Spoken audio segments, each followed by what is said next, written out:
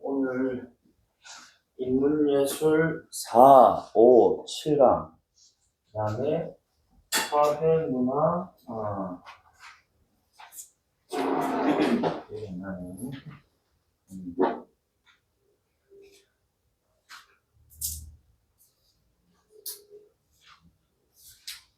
어, 7강하고 9강 이렇게 5개 지원한다고 쌤이 주중에 연락 드렸어요. 그래서 뭐 본인 필요한 질문들이 있으면 말씀해 주세요.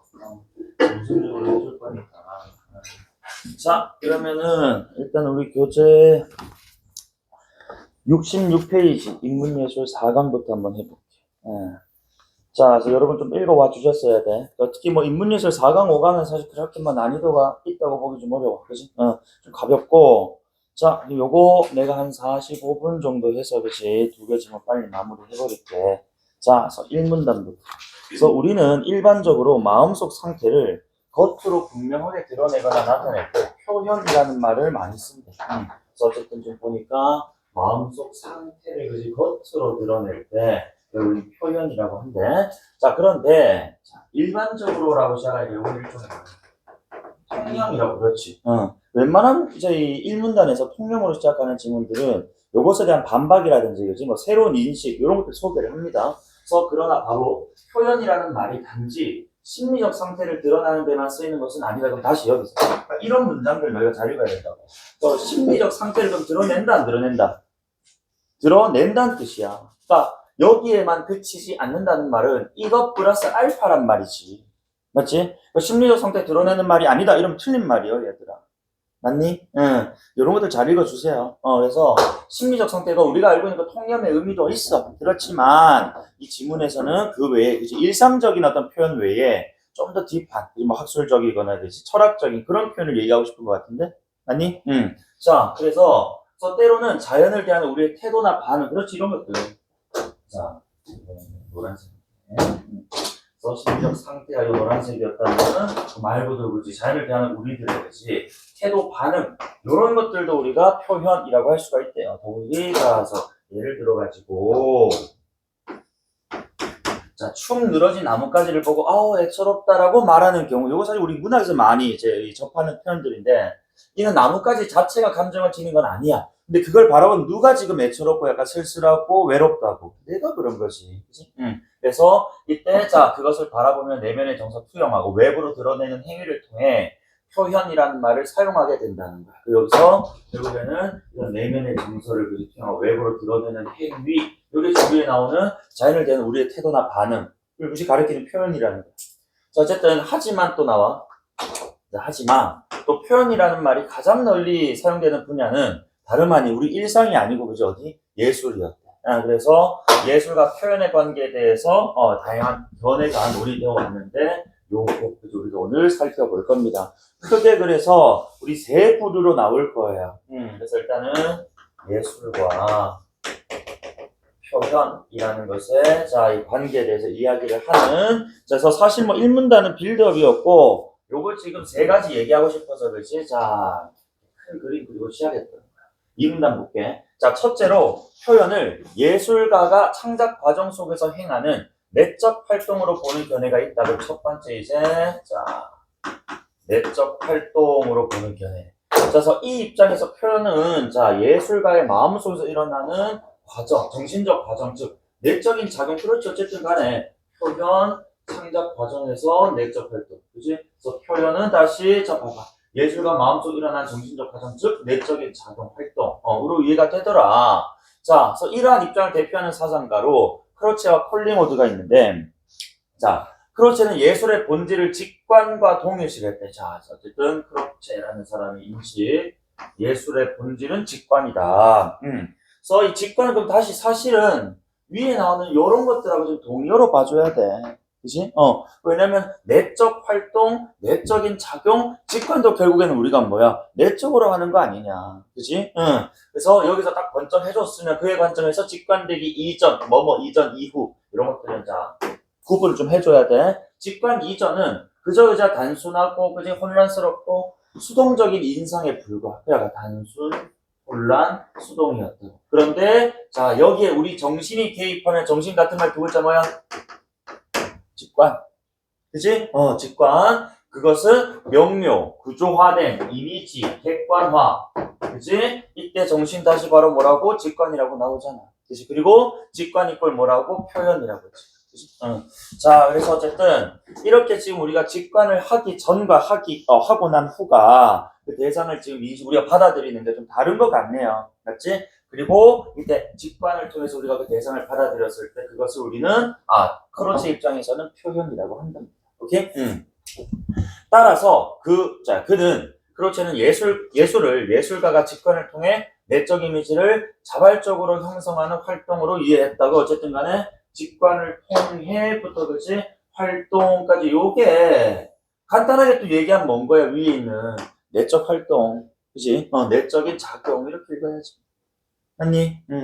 자 그런데 자 인간의 인상적 경험 또한 알고 보면 이러한 내적 이미지가 자발적으로 생성됨에 따라 이루어지는 것. 다시 가서 우리 일상적 경험 또한 결국에는 우리가 뭐 하나하나 그죠. 오늘 예를 들어서 뭐 이러제 새로운 지문들 뭐 접했다. 아니 이런 일상적 경험 그냥 앞에서 떠드는 거 듣는 것 자체도 사실은 우리의 지금 내적 이미지가 생성됨에 따라 이루어지는 거라고. 가만히 듣고 앉아있으면 그것이 귀로 떡떡떡 들어오더라는 거야.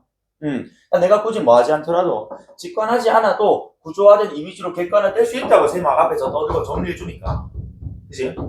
그러니까 이런 관점에서 콜링우드는 우리의 일상적 경험과 예술 간의 본질적 차이가 있는 것은 아니다. 사실상 일상적 경험이나 그지 예술이나 큰 차이는 없다. 본질적으로는 같다. 그치? 본질적으로는 같다야. 자 그리고 기존의 미학이나 예술학이 일상과 예술 간의 연속성을 간과하고 예술을 일상의 정신적 상과 유리랑 분리시켜서 떨어뜨려 놨다는 거야. 그치? 쌤 이렇게 표현할게. 어쨌든 기존의 지금 미학이나 예술학은 얘네들을 지금 뭐 해놨다고? 분리시켜놨어. 그치? 그래서 특수한 기능이나 귀족적 취향의 산물로만 취급해온 것을 또 강하게 비판했다. 그래서 물론 예술가는 일반인이 쉽게 도달할 수 없는 풍부하고 복잡한 직관 능력, 그러니까 직관 능력으로만 놓고 보면 예술가랑 일반인이랑 있으면 누가 더 뛰어나다고? 예술가 조금 뛰어나긴 해요. 요건 인정합니다. 그치? 하지만 그 수준에서 차이가 있는 것이지 직관을 하고 못하고의 차이는 아니라는 거야. 직관 다 해요. 아니 직관 다 하는데 정도 수준에서 좀 차이가 있을 겁니다. 그런데 이전 미학들은 어땠다고? 이걸 좀 구분했다는 거야. 맞지? 그래서 잘못됐다라고 콜링우드 비판을 좀 했네. 어쨌든 다시 표현이 만들어지는 이 표현이란 다시 어떻게 예술이고 그지 직관일 거예요. 아니, 자 만들어진 방식 자체는 다시 한 번 더 본질적으로는 동일 같다. 뭐만 능력 정도만 좀 다르. 알겠지? 그러면 자 우리 첫 번째 크로체랑 콜링우드 얘기 좀 해보면은 어쨌든 간에 예술이란 결국에는 직관이라는 그치? 요 표현으로도 시작을 했는데 어쨌든 간에 지금 이제 요 세부 주장으로 이제 크로체라는 사람하고 그다음에 콜링우드라는 사람이 등장을 했어. 간단히 좀 얘기를 하자면은 직관 이전과 직관 이후로 지금 이렇게 우리가 직전이다. 직관 전과 후로 그치 우리가 지금 받아들이는 대상이 좀 다르다는 거야. 진짜 그냥 수동적이고 그치? 그다음에 간단하고 혼란스러웠다면은 직관하게 나면 이제 객관적이고 명료해진다라는 것을 좀 구분을 했고. 자 콜링우드는 지금 여기서 핵심이 사실상 지금 우리가 지금 예술과 그치? 일상이 크게 다르진 않다. 다만 이런 직관 능력에 있어서는 차이가 있을 수 있다. 그치? 왜냐면 이것을 업으로 삼는 예술가는 그치? 직관만을 계속해서는 좀 파고들고 그럴 것 아닙니까? 근데 우리 일반인들은 직관을 하긴 합니다만은 그것을 업으로 삼지는 않기 때문에 그것을 특출나고 그렇게 나아가기까지는 어려울 수 있다. 이런 이야기들로 마무리됐네. 자, 어쨌든 그리고 밑에 이처럼 크로체와 콜링우드는 표현을 인간의 내부 과정으로 이해했다. 내부 과정, 내적 활동. 자, 따라서 예술은 예술가가 직관을 얻는 순간 그의 내면에만 존재한다고. 자, 다시 해서 예술이라는 걸 정의를 했는데 예술가가 직관을 얻는 순간 그의 내면에 이런 것들만 나오면 잘 읽어야 만 존재한다고 여겼다. 그럼 어쨌든 결국에 이게 이 사람들이 지금 이제 문제점 나올 건데 봐봐. 크로체는 그래서 그림, 조각, 음악과 같은 물리적 매체로 제작이 된 작품들, 자 이런 것들을 표현 그 자체로 보지 않았다고. 왜? 결국 그 표현이라는 건 어디 들어가 있어야 되는 건데? 왜? 예술가에 어디 있어야 된다고? 그렇지, 이것에만 존재하는 거야. 겉으로 드러난 것은 그치 표현이라 보기 어렵다. 근데 사실 우리가 예술 작품, 이제 감상자 입장에서는 예술 작품을 보고 그 안에 숨어있는 어떤 의미를 찾아내지 않아? 그치? 그러니 겉으로 드러난 것에 이런 의미가 표현이 드러나지 않았다면 우리 감상자들이 받아들일 게 없습니다. 아니 이런 부분들. 그래서 결국 다시 자 단지 예술가의 내적 직관을 기억하고 타인에게 전달하기 위해 외적으로 구현된 뭐야 수단일 뿐이라는 거야. 물리적 매체로 제작된 작품들은 그냥 내적으로 구현된 수단일 뿐. 하지만 이런 견해는 물리적 매체로 제작된 작품이 지니는 고유 가치, 의미들을 좀 간과한다는 문제점이 있죠. 맞지? 그래서 자 P의 상황이 있다는 거지. 어쨌든 자 내적 활동을 중심으로 그지 예술 직관이라고 했던 사람들은 지금 보니까 이런 물리적 매체, 그치?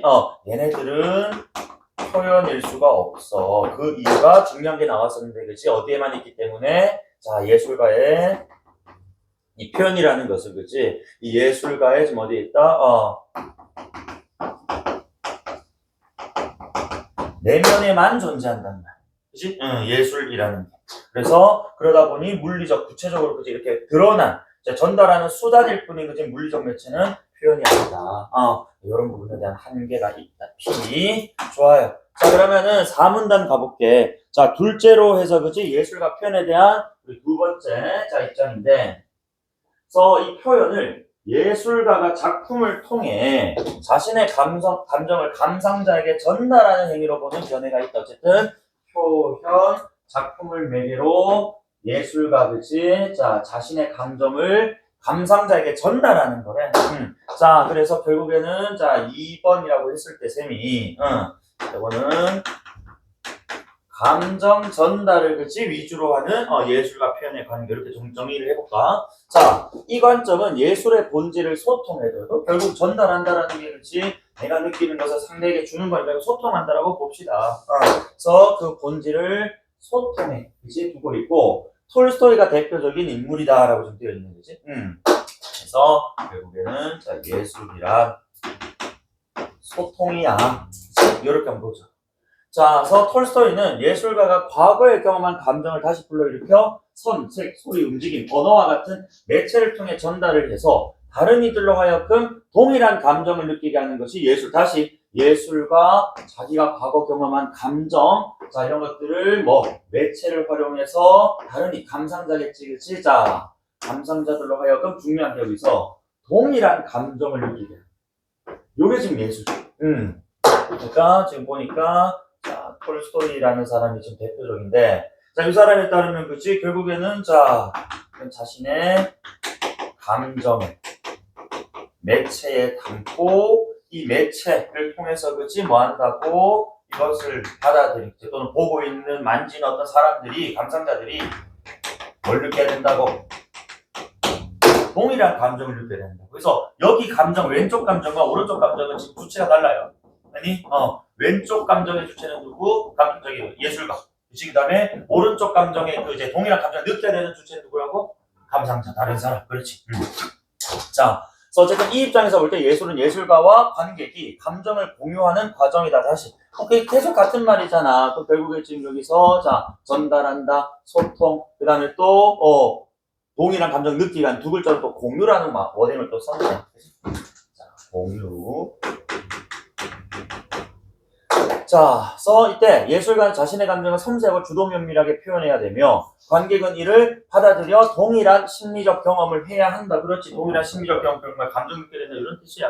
계속 같은 말 하고 있는 거야. 표현만 조금 바꿔가지고. 아니? 자, 그런데 이게 이 견해에는 역시 또 두 가지 의문이 따른다라고 되어 있어. 자, P1과 P2라고 한번 설정해 볼게. 자, 그래서 첫 번째입니다. 그래서 예술가가 이 마음속으로 느낀 이 감정과 이 관객에게 불러일으켜진 거지 감정이 실제로 일치하는지 뭐가 확인이 안 돼요. 아니, 그러니까 지금 예술가가 원했던 것은 슬픈 감정인데 감상자 A가 그치 나는 저걸 봐도 너무 안 슬퍼. 근데 자꾸 옆에서 뭐 하니까, 슬프다고, 이건 되게 슬픈 이야기야라고, 강요해서 그냥 슬픈 척 할 수 있는 거잖아. 이제 이런 확인할 방법이 없어요.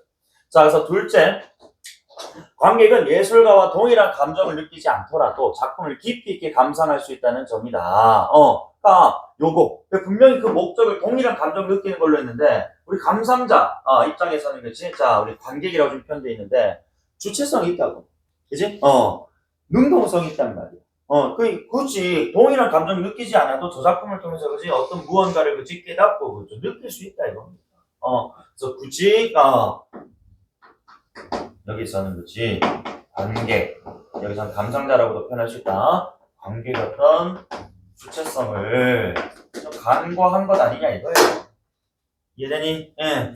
자, 그래서 이처럼 예술의 본질을 동일한 감정의 전달로 한정에 따라 이걸 보고 그치 다른 건 여러 감정을 느낄 수도 있는 거잖아. 누군가는 저걸 봤는데 너무 슬프고, 누군가는 기쁘고, 누군가는 울적하고 그럴 수 있단 말이야. 그러니까 이런 것들을 좀 했다고 그 범위를 좀 한정했다. 그치?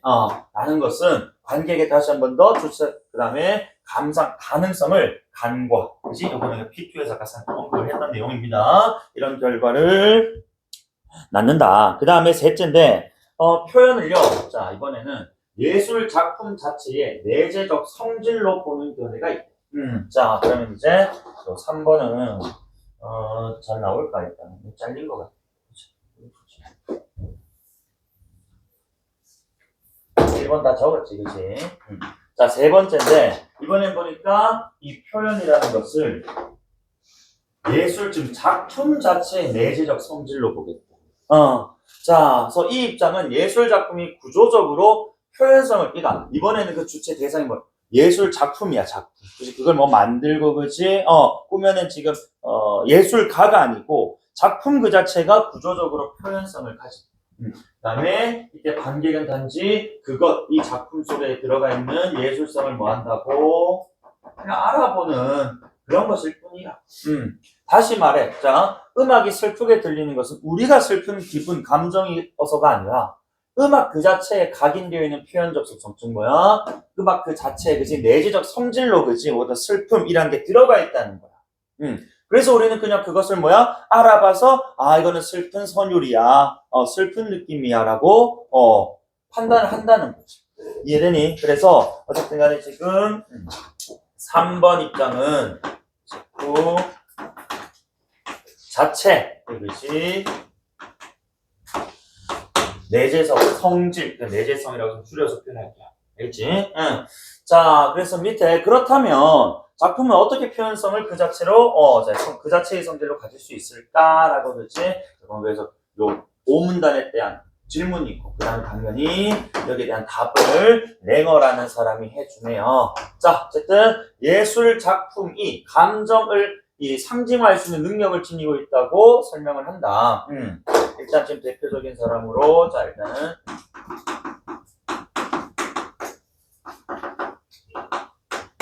그러면서 작품 자체 예술성이 있고 예술성이 있다는 건 지금 작품 자체가 지금 뭐 표현적 성질을 가지고 있다 이렇게 보는 것 같으지. 그래서 랭어라는 사람이 등장했는데 이 랭어라는 사람이 보니까 작품이 감정을 상징화한대.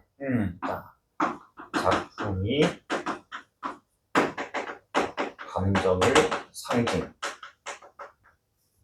자, 이게 무슨 말이냐? 그는 어떤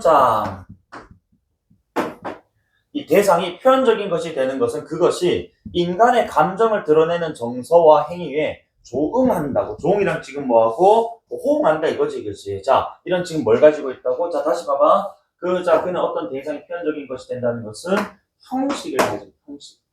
얘가 정서 행위를 가지는 게 아니고, 그렇지?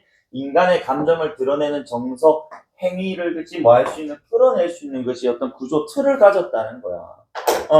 그러니까 예를 들어서 우리가 뭐 피아노의 어떤 건반들을 그치 여러 연속적으로 이제 연주를 하게 되면 이거는 슬픔이라는 감정을 뭐 할 수 있다고. 그래, 표현할 수 있다 이거지. 그치? 그래서 그걸 들은 사람이 슬프지 않아도 이 멜로디 선율 속에 슬픔이 있다라고 판단한다는 거야.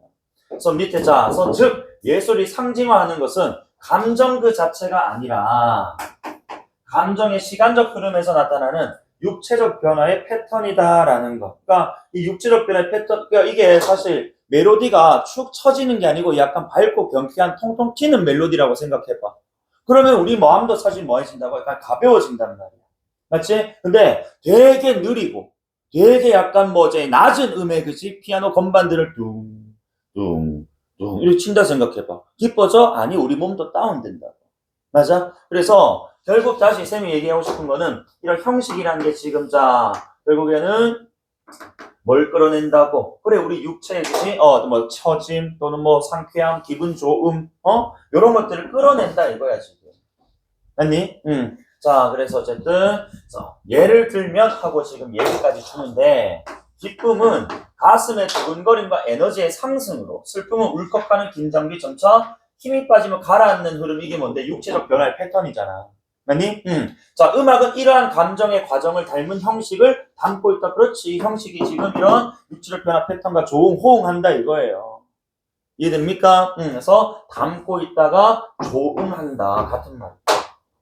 아니, 결국에 따라서 즐거운 음악은 단순히 즐겁다는 감정을 직접 전달하는 것이 아니라 즐거움이 생겨나고 확산되면서 사라지는 그런 과정들을, 즉 뭐야? 내 이 육체적 변화의 패턴들을 리듬과 선을 강하게 변화로 드러내는 거란 말이지. 이해되니? 그래서 자, 이렇게 지금 세 번째, 그치? 작품이 감정을 상징한다라는 것은 결국 쉽게 얘기해서 그렇지. 자, 이런 형식, 작품이 가진 형식, 그치? 어디하고 인간의 육체적 변화, 그치? 패턴을 담아내고 있다. 또는 조응하고 있다. 이렇게 지금 정의를 하고 있다. 되나? 자, 그런데 자, 역시 또 이 작품, 이 지문들 보면 계속 뭐 얘기하는 것 같아? 어떤 입장들 견해 소개하고 그치? 특정 주장들 설명한 다음에 마지막에 한계점 중에 그치? 구조가 되게 단순한 구조네. 그래서 인간의 감정은 단순한 생리적 변화로 환원되기 어려운 복잡성을 지니기 때문에, 그렇지, 내가 기분이 약간 울적하다고 항상 내 몸이 다운되지 않아. 오히려 기분이 울적할 때 뭐 하는 사람도 있어. 일부러 막 러닝을 막 정말 빠르게 뛴다거나 그치? 되게 액티비티한 활동을 할 수도 있는 거 아니야? 안 그래? 그러니까 이런 것들이 그치? 자, 단순한 이런 지금 감정이라는 게 생리적 변화로 환원되는 것이 그치? 이게 단순한 것이 아니라는 겁니다. 복잡해요. 이해되나? 자, 이렇기 때문에 랭어 주장 역시 뭐가 있다? 한계가 있다. 그치? 인간의 감정이란 무조건 생리적 변화로, 여기서 말하는 생리적 변화는 육체적 변화로 이루어진다. 생리적 변화로 환원된다라고 하기에는 그치? 어려운 뭘 지니고 있다고? 복잡성을 지니고 있다. 아니, 호응되면 모르겠지만 안 될 수 있다는 거야. 아니, 자, 그래서 어쨌든 이렇게 자, 세 번째까지 그리고 마지막 단락 한편 피터 키비 등의 인물이 있는 자, 유사성 이론 진영에서 아마 요것도 3번에서 지금 파생되는 것 같아. 새로운 이론이라고 얘기를 안 했으니까. 자, 요 3번에서 파생돼가지고 그치? 자, 키비야 이름이. 예. 자, 요 사람 지금 보니까 유사성 이론이라고 하네. 자, 보자. 그래서 일단은 뭐 이제 이 랭어와는 다른 노선에서 예술 작품의 표현성을 전다. 어쨌든 표현성, 예술성에서 이제 파생된 건 맞는 것 같은데 관점이 조금은 다른가 봅니다. 자, 보자. 그래서 이들은 인간의 몸과 행동에서 표현적 성질을 탐지하는 우리의 자연적 경향성에 주목을 한다. 그렇지. 그러니까 우리가 애가 지금 갑자기 그지 되게 맥이 쫙 풀려 있고 표정도 되게 울적해 보이더라는 거야. 그래서 제가 무슨 일이 뭐든지 일이 있어서 마음이 좀 안 좋구나라고 뭐 할 수 있다고. 저 사람의 몸과 행동으로부터 뭐 할 수 있다? 이런 감정 따위들을 우리가 읽어낼 수 있다. 이런 뜻이에요. 쉽게 얘기해서. 이해되니? 자, 그래서 밑에 사람의 얼굴 표정, 목소리, 걸음걸이, 몸짓 등의 감정을 직접적으로 드러낸다 이겁니다. 자, 슬픈 표정이나 축 처진 자세, 울먹이는 목소리를 보거나 들으면 우리는 곧장 그 사람이 슬프다는 사실을 알 수 있다는 거야. 이처럼 자, 마음의 상태, 그 다음에 행위 사이에서는 이 개념적 연관성이라는 것이 존재한다는. 여기서 말하는 이 개념적 연관성이라는 건 결국에 지금 뭐야? 위에 나왔던 몸과 행동으로부터 그지 나오는 지금 뭐야? 그래, 감정 상태, 그지? 자연적 경향성. 다 같은 말이지. 아니, 그래서 결국 따라서 슬픔이라는 감정은 슬픔을 드러내는 행위를 통해 표현이 된다는 거. 그렇지. 몸과 행동을 통해서 그지 뭐 된다고? 이런 감정이 드러난다. 그지? 자, 그래서 이 이론에 따르면 음악이 슬프게 들리는 이유는 음악이 지닌 형식적 특징이 슬픔을 경험하는 사람이 보이는 행동적 표현과 다시가 유사성 이론이었을까? 그지? 결국에는 음악이 지닌 형식적 특징 이꼴 뭐라고? 그래, 그 사람, 슬픈 사람이 보여주는 행동적 표현과 그지? 유사하더라는 거야. 자, 그래서 좋아. 유사성 이론에 따르면은 어쨌든 우리의 지금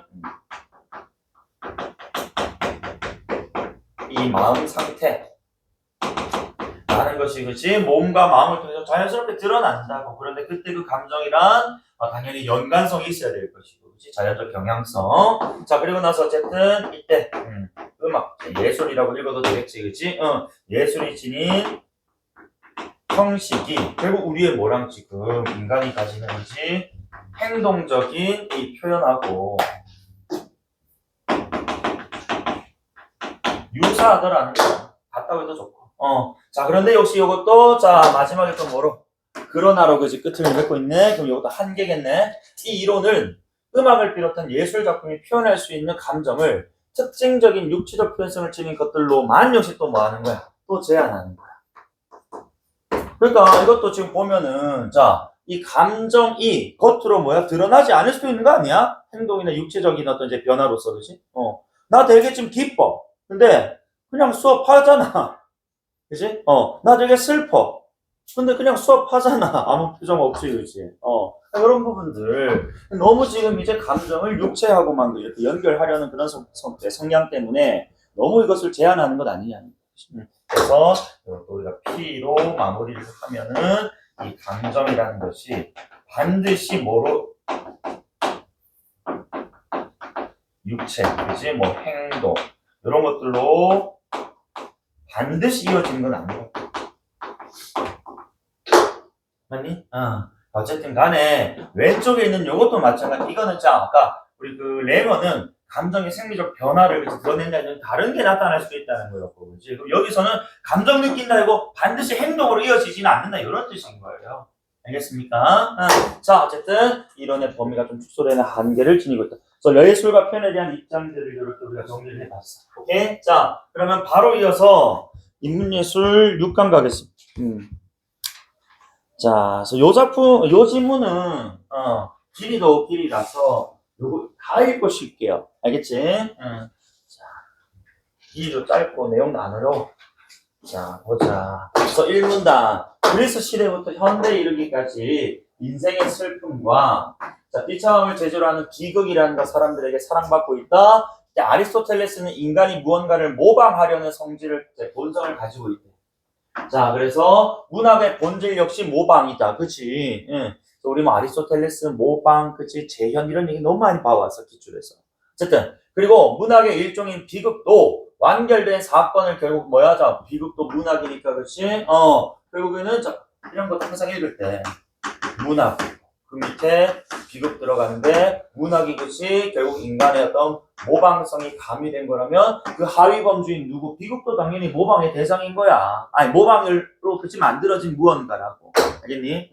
상하 범주의 관계일 때 하위어는 그치 상위어의 의미 특징을 무조건 전제하고 있어. 이런 것들 잘 읽어주셔야 돼. 문제 풀 때 이런 것들 오답으로 그치 구성 많이 한다는 거야. 어쨌든 자 그래서 비극도 완결된 사건을 모방해서 만들어지는 것이라고 보았대. 자, 그는 아리스토텔레스는 적절한 감정을 느낄 수 있는 안정된 성품이 선한 인격과 미덕을 기르는 데 도움이 될 뿐만 아니라 자, 진리에 도달하는 바탕이 된다고 보았는데 어쨌든 안정된 성품이라는 것이 선한 인격, 미덕, 그지? 플러스 진리에 도달하는 조건인 것 같아. 그지? 자, 그런데 비극이 관객에게 느끼게 하는 이 연민과 공포가 이러한 성품 같으면 뭐 안정된 성품이겠지, 그치? 함양하는 중요한 수단이 된다고 보았다. 즉, 다시, 또 정리 한번 해볼게. 자, 결국에는 이 비극이라는 것을 통해서 그렇지? 자, 우리 인간이 뭐 할 수 있다고? 안정된 성품을 가질 수 있다. 함양할 수 있다. 라고 보니까 비극이란 적어도 뭐야? 이러한 조건들을 갖춰야 된다. 라고 지금 얘기를 할 거라고, 이 문단. 맞지? 왜? 인간의 그지 안정된 성품을 함양하는데 그지 도움이 되는 것이니까 중요한 거잖아.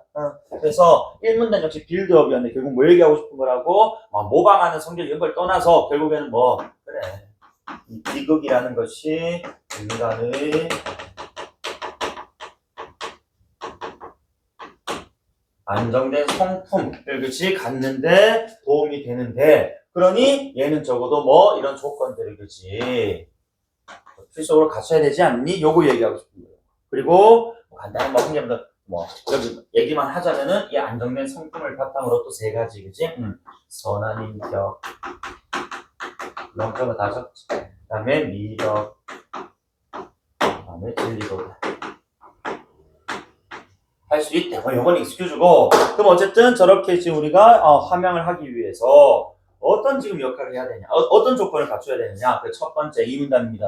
자, 그는 이 비극의 6가지 요소로 플롯부터 이렇게 그치? 자, 제시를 했대. 뭐 요소니까 그치? 요건 지금 이제 전체를 부분으로 나눈 거니 분석이겠네, 그치? 자, 비극을 자, 6가지로 좀 분석을 했는데 그 중에서도 자, 이 행위나 사건의 구성을 뜻하는 플롯의 개념 나왔고 자, 이 플롯이 가장 중요한 요소. 자, 어쨌든 6요소가 있는데 그 중에서 플롯이라는 친구가 가장 중요하대. 자, 일단 뭐 플롯의 개념은 사건, 그치 뭐 구성 이렇게 보시면 돼요. 짜임새, 틀, 요 정도. 자, 그는 그럼 왜 이제 플롯이 가장 중요한지 그 이유가 궁금할 거 아니야.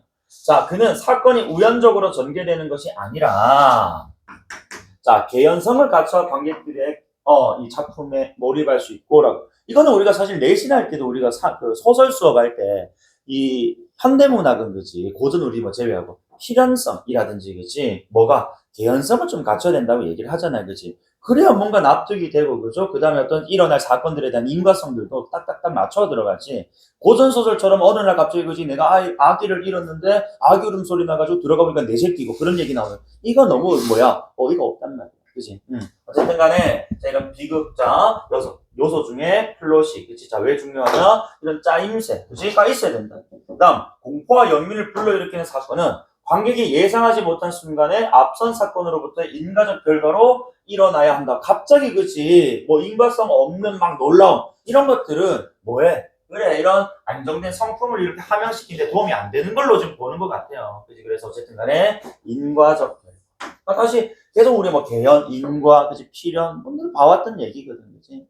자, 어쨌든 또한 살인, 폭력 등의 부도덕한 내용 또한 공포와 연민을 불러일으키기 위한 장치로 사용될 수가 있다. 어쨌든 이런 공포와 연민을 느끼게 되면은 뭐야? 안정된 성품, 저런 건 하면 안 되지. 그치? 뭐 선한 이 인격을 갖추는데 도움이 될 수 있다는 거야. 저걸 하라고 부추기는 게 아니고, 그치? 저게 나쁜 거야. 뭐 이런 식의 감정 불러일으키는 거겠지. 이해되나? 그래서 부도덕한 내용 또한 선한 인격, 안정된 성품으로 나아갈 수 있는 요소 중에 하나다. 그치? 자, 그 다음에 자, 그는 이러한 사건 제시와 관련한 플롯의 핵심 요소로 반전과 또 인지, 그러니까 플롯 안에도 보니까 그치? 반전, 인지라는 요소를 또 이제 하위 범주로 좀 넣었네. 자, 이때 반전이란 즉 우리 사건의 흐름 앞에서 일어나는 것과 정반대로 급변하는 것. 그다음에 인물의 의도와 반대되는 결과가 나타나는 것이란 요 개념 정도는 우리가 알 거예요. 그다음에 인지는 자, 이 인물이 무엇인가를 모르다가 아는 상태야. 그죠? 어쨌든 자, 간단하게 뭐 표시만 하면은 반전이랑 정반대로 급변 또는 모르다가 자, 우리 인지는 아는 걸로 바뀌는 것. 그지? 즉 그는 이러한 반전과 인지가 관객에게 다시 연민, 그 다음에 공포를 불러일으키고 둘이 동시에 일어날 때 더 효과적이다. 그지? 자, 지금 내가 이 지금 비극을 보는데 그지? 반전이 탕 하고 일어났다. 그래서 자, 앞이랑 지금 정반대. 그지? 내가 전혀 몰랐던 내용들이 그지? 자, 제시가 되는데 그게 사실 보니까 뭐야? 앞선 지금 이야기부터 그지? 빌드업 쳐왔던 그지? 인과적인 어떤 사건이더라는 거야. 그러면서 내가 이제 몰랐다가 알게 되는 거지. 그 순간 이제 뭐가? 그래, 이런 안정된 성품이 그지? 이렇게 함양될 수 있다. 이렇게 보는 것 같아. 그지? 큰 그림으로 봤을 때. 그래서 결국 봐. 그래서 그는 자, 반전과 인지를 기준으로 플러스 구분했는데 반전 인지를 포함하는 것은 복합, 포함하지 않는 것은 단순. 그래서 복합이 당연히 더 훌륭한 건 왜? 두 개 다 일어날 때 효과적이다라고 얘기했으니까, 그치? 그래서 뭐 간단하게 좀 얘기를 하자면은 이 플롯이라는 거 어쨌든 우연히 그치 없어야 돼. 그래서 개연, 인과, 그치? 또는 자 모두 그래. 때로는 부도덕한 것도 그치 포함될 수 있어요. 그치? 다만 이런 것들 전부 다 이제 안정된 성품에 기여를 할 때 좀 도움이 되겠지. 그치? 그리고 이 플롯이란 다시 두 가지 요소로 나뉘는데 반전과 인지. 그래서 반전과 인지가 모두 있는 걸 복합. 그치? 그 다음에 뭐 없거나 있고 이런 거 지금 단순이니까. 단순 플로. 그치? 이라고 했는데, 어쨌든 간에 지금 이제, 아마도 요 복합이 그치? 자, 이 안정된 상품을 기르는데 가장 좋을 것이기 때문에 훌륭한 것이다. 라고 좀 평가를 했는. 자, 좋아. 그 다음에 그 밑에 3문단. 아리스토텔레스는 이 관객에게 연민과 공포를 불러일으키기 위해 비극의 인물 또한 특정한 조건. 그렇죠. 자, 어쨌든, 자, 이번 플롯 얘기 끝났고, 인물 얘기로 좀 갈게요. 이거 좀 지우자. 자, 이번에는 인물. 자, 그래서, 인물은, 그는 희극의 주인공은 보통 사람보다는 모자란 인물로 우스꽝스러운 모습으로 그려진다고 보았어. 자, 이와 달리 희극 주인공은 지금, 자, 보통, 그 다음에 모자란이었다면, 자, 비극의 주인공은 이제, 고귀한 신분으로서 그지 인간적 결함이 있어야 되고 악행이나 악덕이 아닌 과오나 실수 따위로 불행해져야 된다고 보았대. 자, 그 이유도 있겠지. 주인공은 선하지도 악하지도 않은 존재로서 자신이 저지른 잘못보다 더 큰, 그게 선하지도 악하지도 않아야 되고 저지른 잘못보다 더 큰 고통을 겪어야 해. 왜? 의로운 인물이 불행해지는 것은 사람들에게 반감을 일으킨다고. 쟤 저렇게 착하게 살았는데, 훌륭한 사람인데, 저렇게 좀 벌 받으면 안 되지. 불행 겪으면 안 되지. 에이, 기분 좀 별로다. 이렇게 반응이 나올 수가 있어. 그런데, 자, 어쨌든 다시 악한 사람 불행해지는 것은 그냥 마땅한 것. 그렇지? 그래서 연민과 공포는 불러일으키지 못한다고. 자, 그는 관객이 잘못이나 실수에 비해서 그렇지. 자, 여기서는 관객이 잘못하고 실수가 아니고 관객이 주체고 뒤에 잘못이나 실수에 비해 주인공이 더 큰 불행. 요게 지금 과오나 실수, 그치를 했는데, 근데 그 과오나 실수에 비해서 더 큰 불행을, 그치, 고통을 주인공이 겪는다면, 그러면 뭐 해진다고? 불쌍해진다고, 저 주인공이. 그치? 연미. 그 다음에 인간적 결함을 지녔다는 점, 그치? 아, 저런 주인공도, 그죠? 이런 약간 뭐, 허당미가 있네. 나도 우리 인간이라면, 그치? 저런 허당미를 가지고 있을 수가 있는데, 저 나랑 비슷해. 맞아? 그래서 주인공이 불운을 겪는다고 판단해버리면은 이런 얘기까지. 자신에게도 그치? 이런 일이 일어날 것 같은 지금 뭐가? 공포. 그치? 그래서 연민과 공포가 이렇게 느껴지는. 어쨌든 이것으로부터 그치? 뭐 한다고? 안정된 성품으로 나아갈 수 있다고. 왜 저런 걸 저렇게 돼서는 안 된다 이런 생각을 할 거 아니야. 자, 그래서, 자, 인물, 어떤 뭐, 희극, 주인공 얘기 나왔지만, 희극 주인공 좀 넘어가고, 어쨌든, 고귀한 신분이어야 되고, 인간적 결함이 있어야 돼. 그치? 그 다음에, 악행을 저지르는 게 아니야. 실수나, 그치? 자신의 과오로 인해서, 불행을 겪어야 되는데. 그치? 그리고, 선하지도, 악하지도 않은, 그치? 자, 그런 사람. 그 다음에, 이때 자신의 지금, 실수나, 과오보다, 그치?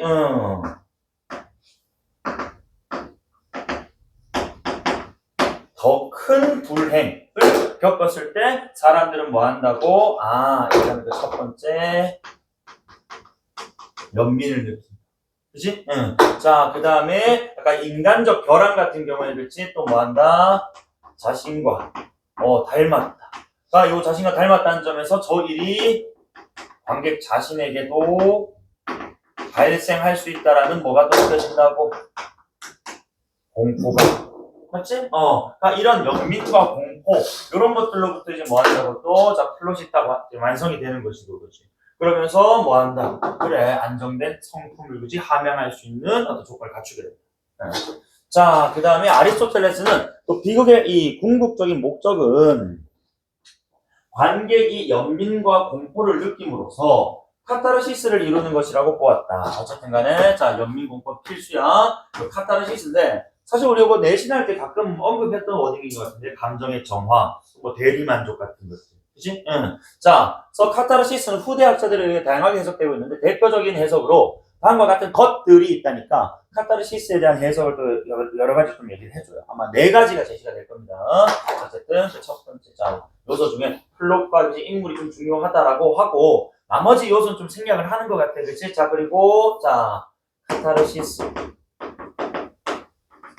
라는 것에 대해서 좀 이야기를 하는데, 요게 지금 4가지가 나와. 자, 볼게. 자, 일단은, 그 첫 번째, 자, 윤리학적 해석은, 카타르시스를 관객의 감정 중 불균형하거나 과잉된 부분을 도덕적으로 정화하는 것으로 본다고. 그러니까 불균형 또는 과잉, 넘치는 이런 부분들을 정화해주는.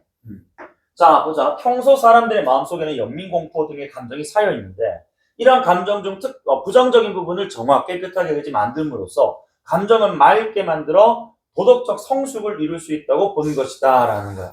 그러니까 이런 것들 통해서 그렇지. 자, 대리 만족 같은 것들 정화를 시켜주니까 보다 뭐 한다고 그래 감정적 찌꺼기 남아있던 감정적 찌꺼기들이 사라지니까 그렇지. 보다 깨끗한 마음으로 그렇지 나아갈 수 있다.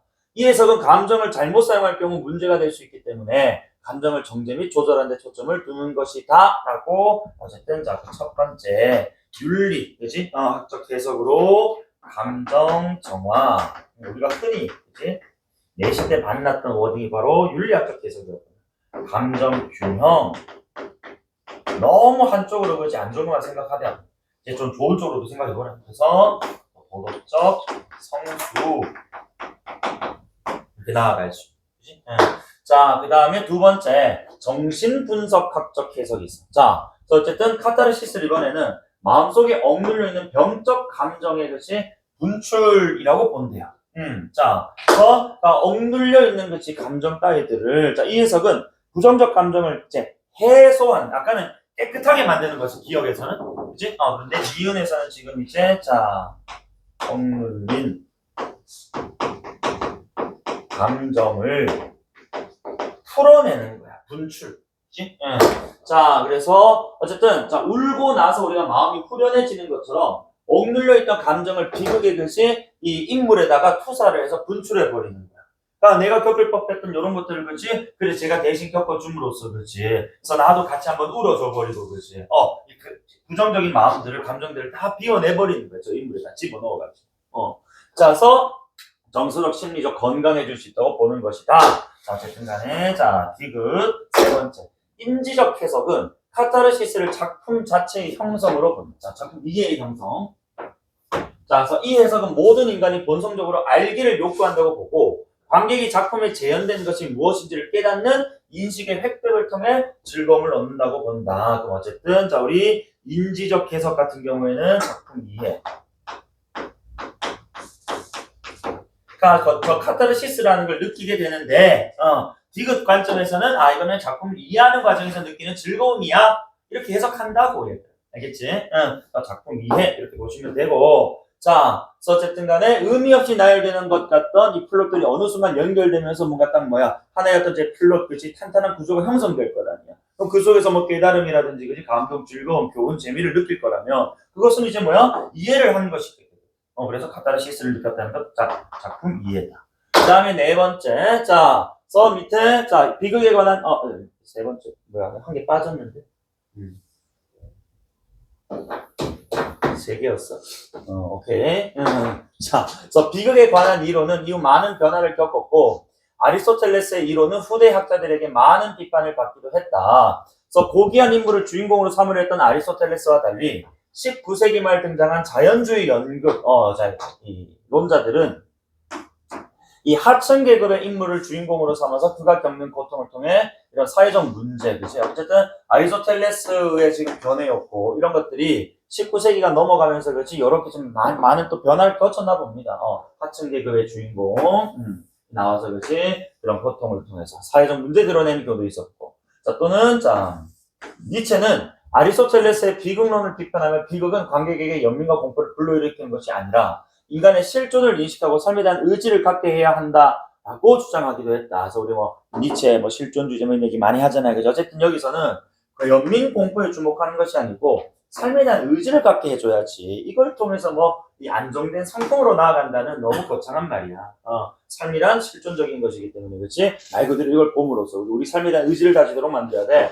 하지만 이러한 변화와 비판에도 불구하고 아리스토텔레스의 이론은 아직도 많은 예술 분야에서 우리에게 많은 영향을 미치고 있다라고 끝이 났어. 여기는 내가 따로 정리 안 할게. 그치? 그래서 어쨌든 아리스토텔레스가 바라보는 비극이란 어떤 이제 목적이 있고, 그치? 그 다음에 뭐가 중요한 요소인지 이런 것들 잘 정리하시면 될 거야. 알겠죠? 그래서 지금 인문예술 4강 5강 했는데 금방 읽었던 지문들은 사실 그렇게 어렵진 않았던 지문인데 이제부터 잠깐 쉬었다가 읽을 지문이 여러분이 이제 항상 이제 우리 인문예술 지문에서 나오면은 약간 겁나는 지문. 이기론. 동량 철학, 그치? 그래서 우리 지금 7강은 쌤이 이제 이기론 들어갈 건데 잠깐만 쉬었다가 하겠습니다.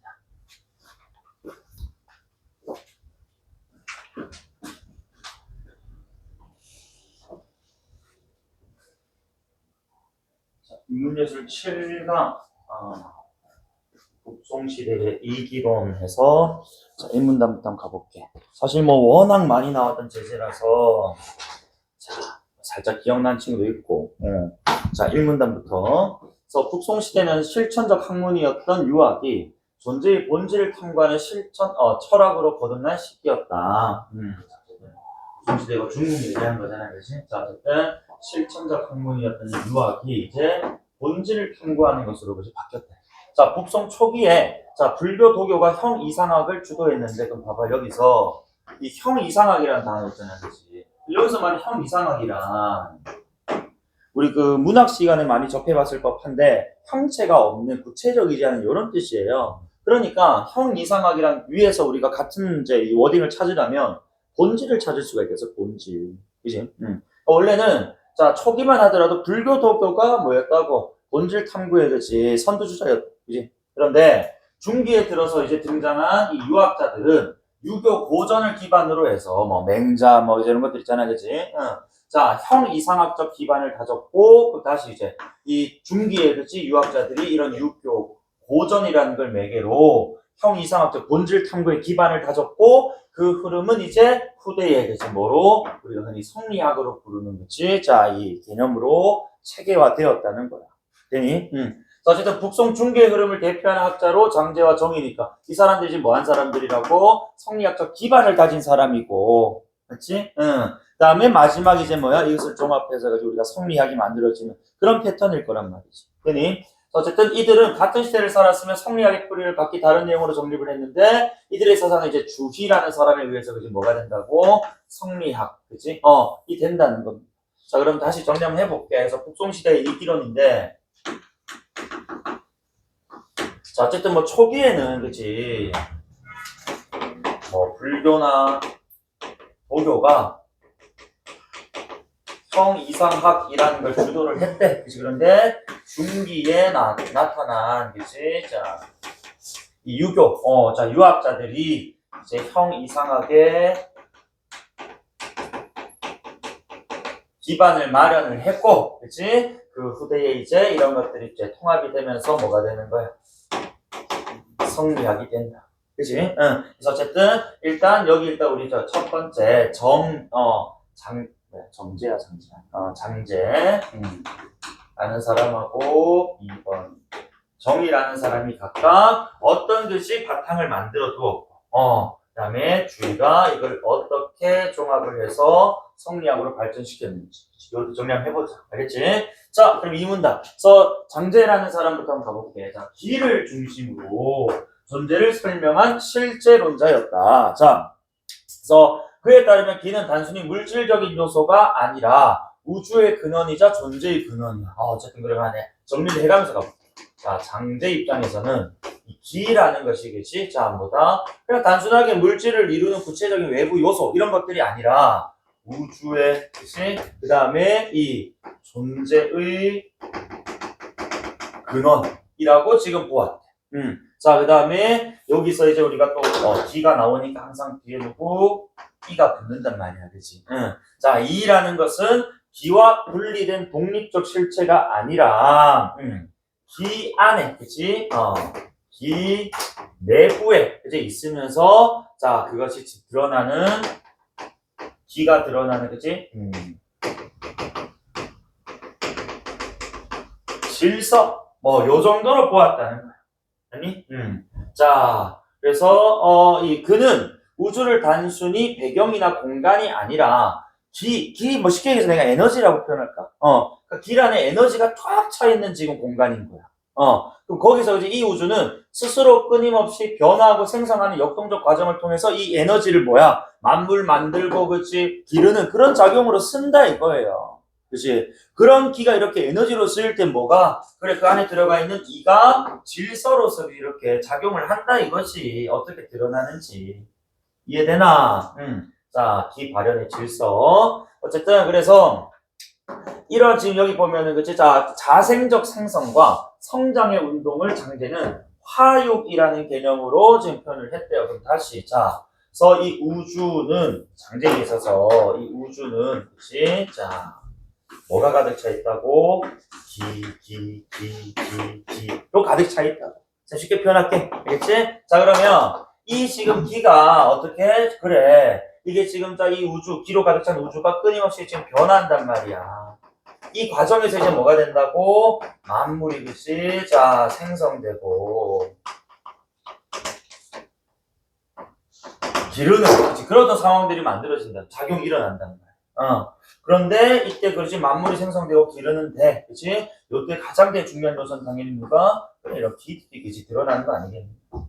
그래서 어쨌든 이런 여기 다시 자생적 생성과 성장의 운동 그치 위에 나오는 스스로 끊임없이 변하고 생성하는 역동적 과정 이게 지금 다 같은 말이잖아. 이걸 두 글자로 표현하면은 화육이라고 하겠다는 거예요. 화육. 그치?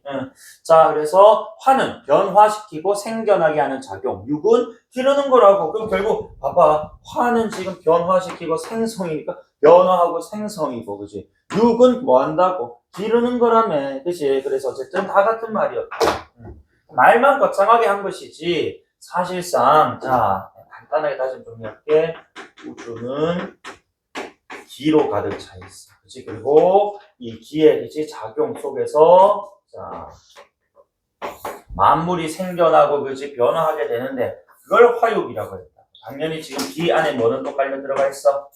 이는 깔려 들어가 있다. 자, 그래서 장제는 모든 존재 이런 전칭적 표현들 잘 보라고. 이거 인간 포함이겠지, 그치?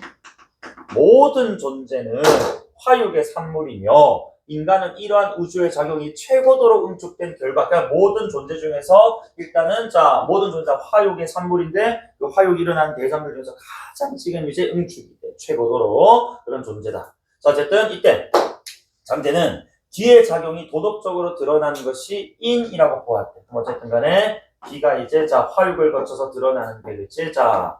모든 존재는 화육의 결과이고 그 중에 인간이 그치? 가장 이제 최고도로 응축이 된 결과이면서 어쨌든 간에 이런 기의 작용이 그치? 도덕적으로 드러나는 것이 또 뭐다? 인이라는 개념이에요. 그래서 인은 존재를 존재하게 하고 살게 하는 근원적 성질로서 인간은 인의 본성을 가장 충만하게 타고난 존재이며 이 본성이 도덕의 근간이 되는 것이다 라고. 어쨌든 간에 지금 이제 모든 존재가 화육에 의해서 그치 이렇게 생겨나고 그치 변할 수 있는데 특히나 이 인간은 그치 화육의 최절정으로 이런 인이라는 것이 기의 발현이 그치 돼야 된다고. 그래 이렇게 적용이 돼야 된다 이거예요. 그치? 그렇지 않으면 결국엔 뭐야? 그래 이 도덕적인 근간에 그치 못 두기 때문에 당연히 도덕적 삶을 살기 위해서는 당연히 인을 따르는 삶을 살아야 된다 이거 인간이라면. 이런 얘기 항상 나오죠. 그래서 장제는 인간을 화육의 정수로 보기 때문에 인간의 도덕 실천은 곧즉 여기서 말하는 도덕 실천은 인이라고 생각하세요. 알겠지? 그래서 인간이 바로 이 인을 실천 한다는 것은 결국엔 뭐다? 그다음에 인, 그치? 이 하나가 되는 거지. 천인 합일에 관점을 강조를 했다 이겁니다. 어쨌든 간에 모든 존재가 화육에 의해서 그렇지 만들어진다. 그런데 인간이라면 인을 따라야 되는데 인을 따른다면 그것은 뭐야? 그래 하늘의 도가 결국에는 그치 구현된 것이기 때문에 한 인간과 그치 하늘이 그치 합일의 어떤 관점이 그치 또는 이런 어떤 이 태도를 우리가 항상 지녀야 된다라는 거야. 자, 그는 도덕 실천을 통해 이 인간이 우주와 합일할 수 있다고 보았으며 이거 말하는 도덕의 실천 다시 한 번 더 한 글자 인이라고 인. 알겠지? 자, 우리가 인을 이렇게 가지고 그치 살아가게 되면 실천하게 되면 합의를 이룰 수 있고 도덕은 인의 발현이자 우주의 질서를 구현하는 길에서 그렇지 계속 얘기하잖아. 아니 그래서 요 과정에서 그렇지 우리가 인을 구현한다면은 뭐가 될 수 있다고? 도덕적 존재가 될 수 있다. 아니? 그래서 인간의 도덕적 행위는 곧 우주의 질서를 완성하는 다시요. 우주의 질서, 우주의 근원. 그래 왜? 이 인은 다시 어디에서 발현된 거라고? 다시 그 근원으로 올라가봐. 어디에서 발현돼서? 기에서 발현된 거. 맞지? 그러니 결국 우리가 인을 지금 이렇게 따르고 그지? 인을 실천한다는 것은 기를 실천하는 것이기 때문에 다시 위로 올라가면 기를 실천한다는 것은 우주, 존재의 근원 질서를 그지? 구현해낸다. 이렇게 읽어야 되는 거야. 그래서 항상 인문예술 특히 이런 동양 철학 지문을 보면은 그 위로 계속 올라가는 이제 상위 범주로 올라가는 거 있잖아요. 그지? 이런 것도 좀 중요해요. 사실 뭐 과학기술 지문이나 사회문화 지문들은 그냥 내려가는 거지. 이렇게 지금 이제 산화 개념 관점에서 그지? 이런 하의 개념으로 계속 파고 들어가는 이런 것도 좀 중요하다면 사실 지금 인문예술 지문은 이렇게 상위 범주로 다시 되돌아 올라가는 게 또 중요해요. 이런 것들. 결국에는 자, 기로 인해서 인이 실천, 그래서 도덕적 존재가 된다는 것은 다시 이는 건 뭐다. 그래. 우주, 그치? 존재의 어떤 질서를 구현하는 것. 이 원리만 잘 알면은 이 지문이 어렵지 않은데 거꾸로 올라가지 못하니까 이게 도대체 무슨 개삽소리입니까 이 시간. 어쨌든 간에 그래서 인간의 도덕적 행위는 곧 뭐다? 우주의 질서를 완성하는 기를 완성하는 거. 아니? 자, 그래서 결국 자 장제기 기는 우주를 이루는 근본이자 인간의 삶과 도덕이 비롯되는 그렇지. 결국 기에서 다 출발한다고 지금. 아니? 자, 이 기는 이런 것이고. 그리고 이때 이는 그 기의 작용이 그치? 질서 이제 이렇게 드러나도록 발현하는 내재의 원리인 거야. 발현의 원리. 그치? 그래서 어쨌든 자, 이 기는 지금 자, 이 장제기에 있어서는 핵심 키워드였고 그럼 당연히 이제 정의라는 사람이 이제 이게 나올 건데 자, 정의는 이제는 누가 자, 이가 요 인간을 비롯한 만물의 본질이다. 자, 그래서 요것만 딱 놓고 봐도 장제는 뭐를 중심으로 기, 정의는 뭘 중심으로 이. 그래서 자, 주의가 이걸 약간 종합했다면은 그래서 성리학에서 주장하는 뭐야? 이기로 나오는 거야. 맞지? 자, 그래서 그에 따른 어쨌든 여기 정의다. 이는 모든 존재와 인간 본성에 내재하는 선하고 보편적. 그러니까 다시, 그러니까 이는 존재 그다음 인간 본성에 존재하는 선하고 보편적 원리. 자, 만물의 진이 속성이나 인간의 덕목을 가리키는 것이 자, 그냥 가지고 있는 개별 속성 덕목을 가리키는 것이 아니라 존재의 본질 그 자체. 그러니까 여기 보면은 그 장제의 센스하고 좀 다르지, 그치? 아까 장제는 그냥 이는 기에 그냥 뭐 들어가 있는 기가 발현될 때, 그치? 보조든 수단, 도구 요 정도 질서 정도였다고. 그런데 자, 정의는 이 이를 메인으로 끌고 와가지고 이라는 것이, 그치? 자, 좀 거창한데 어쨌든 간에 지금 자 존재. 그래서 인간 포함이다, 그치? 의 보편적 본질, 그치? 그 자체인 거야. 그치? 자, 다만, 여기서 그러면 이제, 자, 기는 과연 어떤 의미냐. 자, 이제 다시 요거 잠깐만.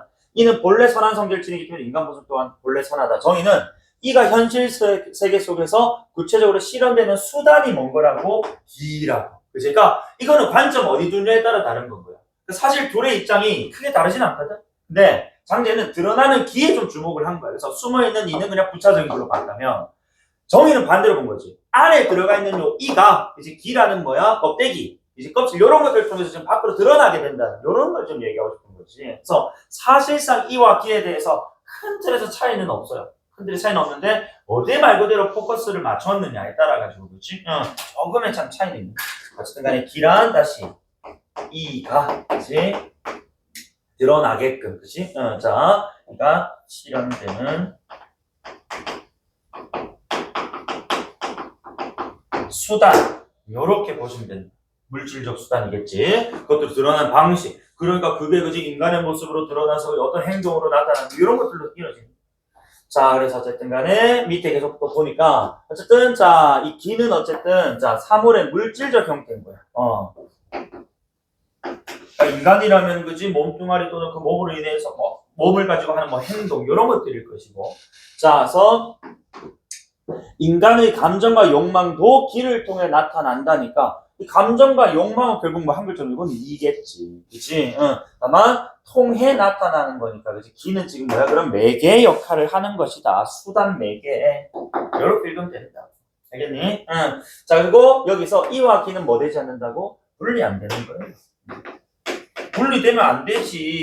이가 기를 통해 드러나는데, 그렇지? 따로 놀면 어떻게 드러나? 그렇지? 그래서 얘네들이 분리가 되어서는 안 된다라는 뜻이고, 다만 이 정의는 여기서 좀 우열을 좀 가리는 것 같아. 자, 당연히 지금 여기서 자 보니까 이가 이보다 존재론적으로 우선한다. 그러니까 이가 있기 때문에 그런 이를 감싸는 뭐야? 물질인 기가 그지 그것을 뭐라 덮어주고 그죠 보호하고 그죠 이렇게 보는 게 된 거라고 보는 거지.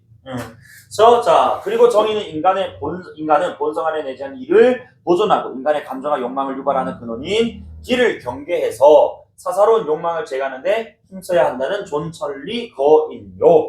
존천리는 뭐겠어? 이를 그지 이렇게 뭐야? 그래 잘 보존하고 지켜서 그지 거인요. 욕망을 지금 뭐 해야 된다? 우리가 경계하고 그지 좀 제거해야 된다. 그지 제거. 이런 이는 성찰적 수양관. 그래서 이런 뭐 6글자 요거 간단하게 좀 보시고 어쨌든 성찰이고 수련을 통해서 그지 우리가 뭐 할 수 있는 거야? 다 갈고 닦을 수 있는 거야라고 보는 거 같아. 그지?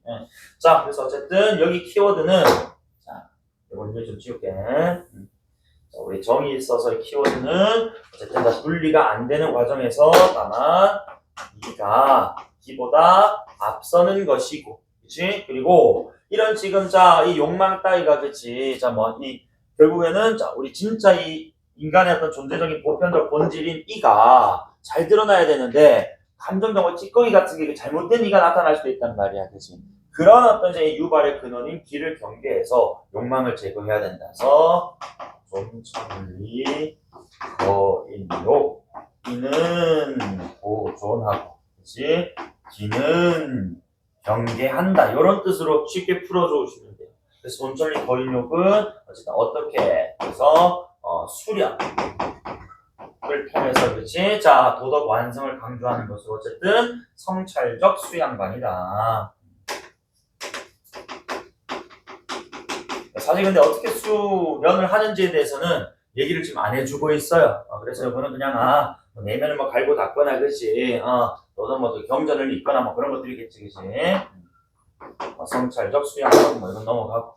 자 그럼 이제 마지막에 나오는 이제 성리학자 대표 자 주자인 우리 주희 나옵니다. 주희.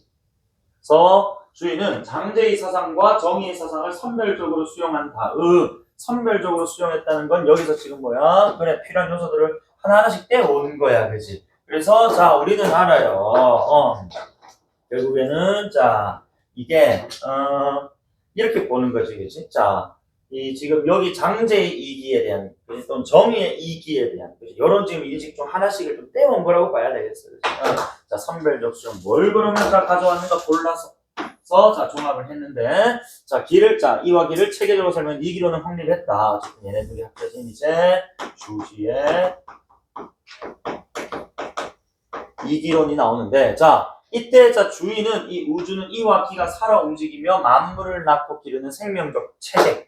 자 그러니까 우주라는 것 이 자체를 그치 하나의 생명적 체계로 보는 것 같아. 그리고 자 이때 인간의 도덕적 수양이 곧 우주의 도를 실현하고 완성하는 과정이다. 자 도덕적 수양이 곧 도를 실현하고 완성하는 것이다. 그치?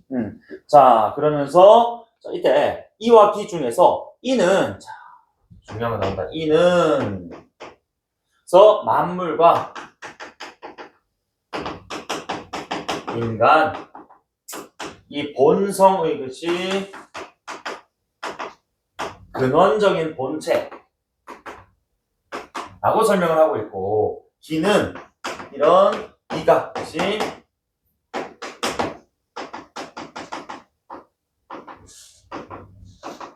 현실 세계에서 구체적으로 실현 작동되는 수단으로 본 거야. 그럼 요건 사실 지금 정의의 기 관점하고 그치 아주 좀 흡사한 것 같은데, 맞지? 응. 자 그리고 다시 결국에는 자 우리 요 이라는 것이 그치 자 이 근원적인 본체라는 말도 사실 좀 정의 좀 가깝게 할 수는 있는데 조금 더 읽어볼게. 자, 이는 항상 선하고 불변하는 절대적인 이치야. 자, 불변 절대적 이치. 기는 탁하거나 자 맑은 정도에 따라서 현상에서 다양한 차이를 만들어내는 무언가다. 자, 그래서 자 이란 불변해. 그치? 자, 원리니까. 내 기는 지금 어떤 이제 이 상황 변수들에 따라가지고 그렇지 맑음과 탁함의 정도에 따라서 다양한 차이, 즉 가변적이라는 뜻이겠지. 그치? 자, 즉 만물은 1을 본성으로 갖지만 그것이 드러나는 양상은 기의 상태에 따라서 달라지게 된다는 거야. 자, 인간도 마찬가지야. 본래 우리가 가지고 있는 본성 자체가 선하더라도 드러나는 기질 자체가, 에너지 자체가 약간 탁하면은 성정과 기질에 편차가 생기는 거야. 가지고 있는 조건은 그치 처음에 우리 태어났을 땐 똑같았지만은 뭐 살아도 환경이 다를 수도 있고 계급이 다를 수가 있고 그치 또는 시대가 다를 수가 있잖아. 그러니까 그런 드러나는 기들이 뭐 할 수 있다고 달라질 수 있다는 거예요. 이해됩니까? 자, 그래서 그 결과 감정과 욕망이 치우쳐 도덕적 결함이 발생할 수도 있다는 거지. 그치? 그러니까 어쨌든 간에 불변하는 일을 다 가지고 태어나나 기가 발현되는 양상은 다를 수가 있다. 그래서 이러한 관점에서 주인은 인간이 도덕적 존재로 완성되기 위해서는 무엇보다 마음을 다스려 이를 밝히는 것이 중요하다고 강조했다. 그러면 사실 주의도 이와 기 중에서 그렇지 이가 더 좀 중요한 것 같네. 그렇지? 자, 다만 이렇게 읽으면 안 돼. 그렇다고 해서 이만을 보존하고 기를 배제한 건 아니야. 자, 이와 기를 모두 인정하는데 이를 본체로 기를 그 발현 수단으로 보면서 균형 있게 다루고자 한단 말이지. 자, 기는 우주와 인간의 변화를 실현하는 수단으로서 그 가치가 있기 때문이다. 결국 주인은 이와 기를 구분은 하되, 자, 어제 이와 기를 구분은 합니다만, 자, 그래서 서로 떨어지지 않는 관계 속에서 위계 설정 요거 펼쳤죠. 위계 설정. 우리 위계 관계라는 말 많이 나오잖아. 그치? 위계 관계 쉽게 얘기해서 무슨 관계? 상하 관계입니다. 상하 관계. 그지? 자, 구분하진 않지만 우리 계속 읽어왔어. 사실 누가 좀 더 위에 있는 것 같나? 요렇게 그치? 만약에 피라미드꼴로 표현한다면 그치? 그 하위 범주 그치? 개념으로 기가 있고 상위 개념으로 이가 있는 거지. 위계는 좀 이제 나온 거야. 자, 어쨌든 이라는 것, 이 본질을 당연히 본성 잃지 않으면서 그치? 기 당연히 뭐야? 맑고 깨끗한 어떤 이제 기로 드러나게끔 우리가 노력해야 된다. 이런 얘기하고 싶은 거겠지. 아니? 자, 그래서 이러한 주의 관점은 이의 절대성과 기의 상대성을 강조하면서도 존재와 인간, 도덕과 우주 모두를 설명할 수 있는 종합 철학으로서 유학 전통의 주로 평가되는데, 이 장제와 그치? 이 정의의 이런 인식들이 결국 이 기론으로 이렇게 통합이 됐으니까 의의가 있다라고 볼 수 있다. 이해됩니까? 그래서 어쨌든 간에 자 이런 장제의 이야기 그 다음에 이 정의의 이야기. 그러니까 장제는 어쨌든 간에 기가 드러나는 방식에 좀 주목했으니까 여기서 지금 여기 지금 다 지금 정의 얘기하는 것 같은데요.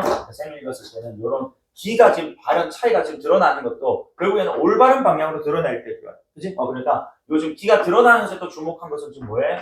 장제 입장을 좀 따르는 것이고, 그지? 기 자체가 불변한 어떤 근원적 본체라고 생각하는 이런 것들은 그지? 정의의 입장도 가져온 거란 말이야. 그러니까 이런 것들을 각각 지금 이제 선별 수용을 해서 자기만의 그지? 이기론을 좀 만들어냈다라고 보는 게 맞겠지. 됩니까?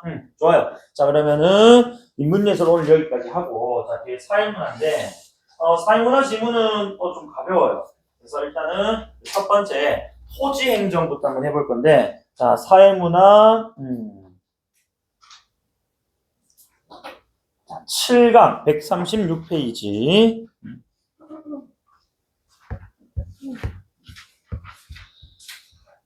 자, 그래서 1문단부터 한번 가볼게. 자, 토지 행정은 국민의 삶과 우리의 이 후손의 삶을 위해서 국토를 종합적으로 이용, 개발, 보존하려는 것을 목적으로 하는 토지 관련 행정을 가리킵니다.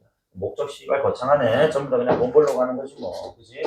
자, 어쨌든 토지 개발 계획을 위반하거나 결정하고 토지 거래를 규제하며 토지 이용을 조정하는 행정, 개발 이익을 환수하고 토지의 적정 가격을 평가하거나 공시하는 행정, 도시를 개발하거나 정비하는 행정, 농지의 소유 상한을 제한하고 이용을 증진시키며 농지를 보존하는 행정 등이 모두 토지 행정의 지금 뭐야? 그래, 예시들이지, 예시. 그치?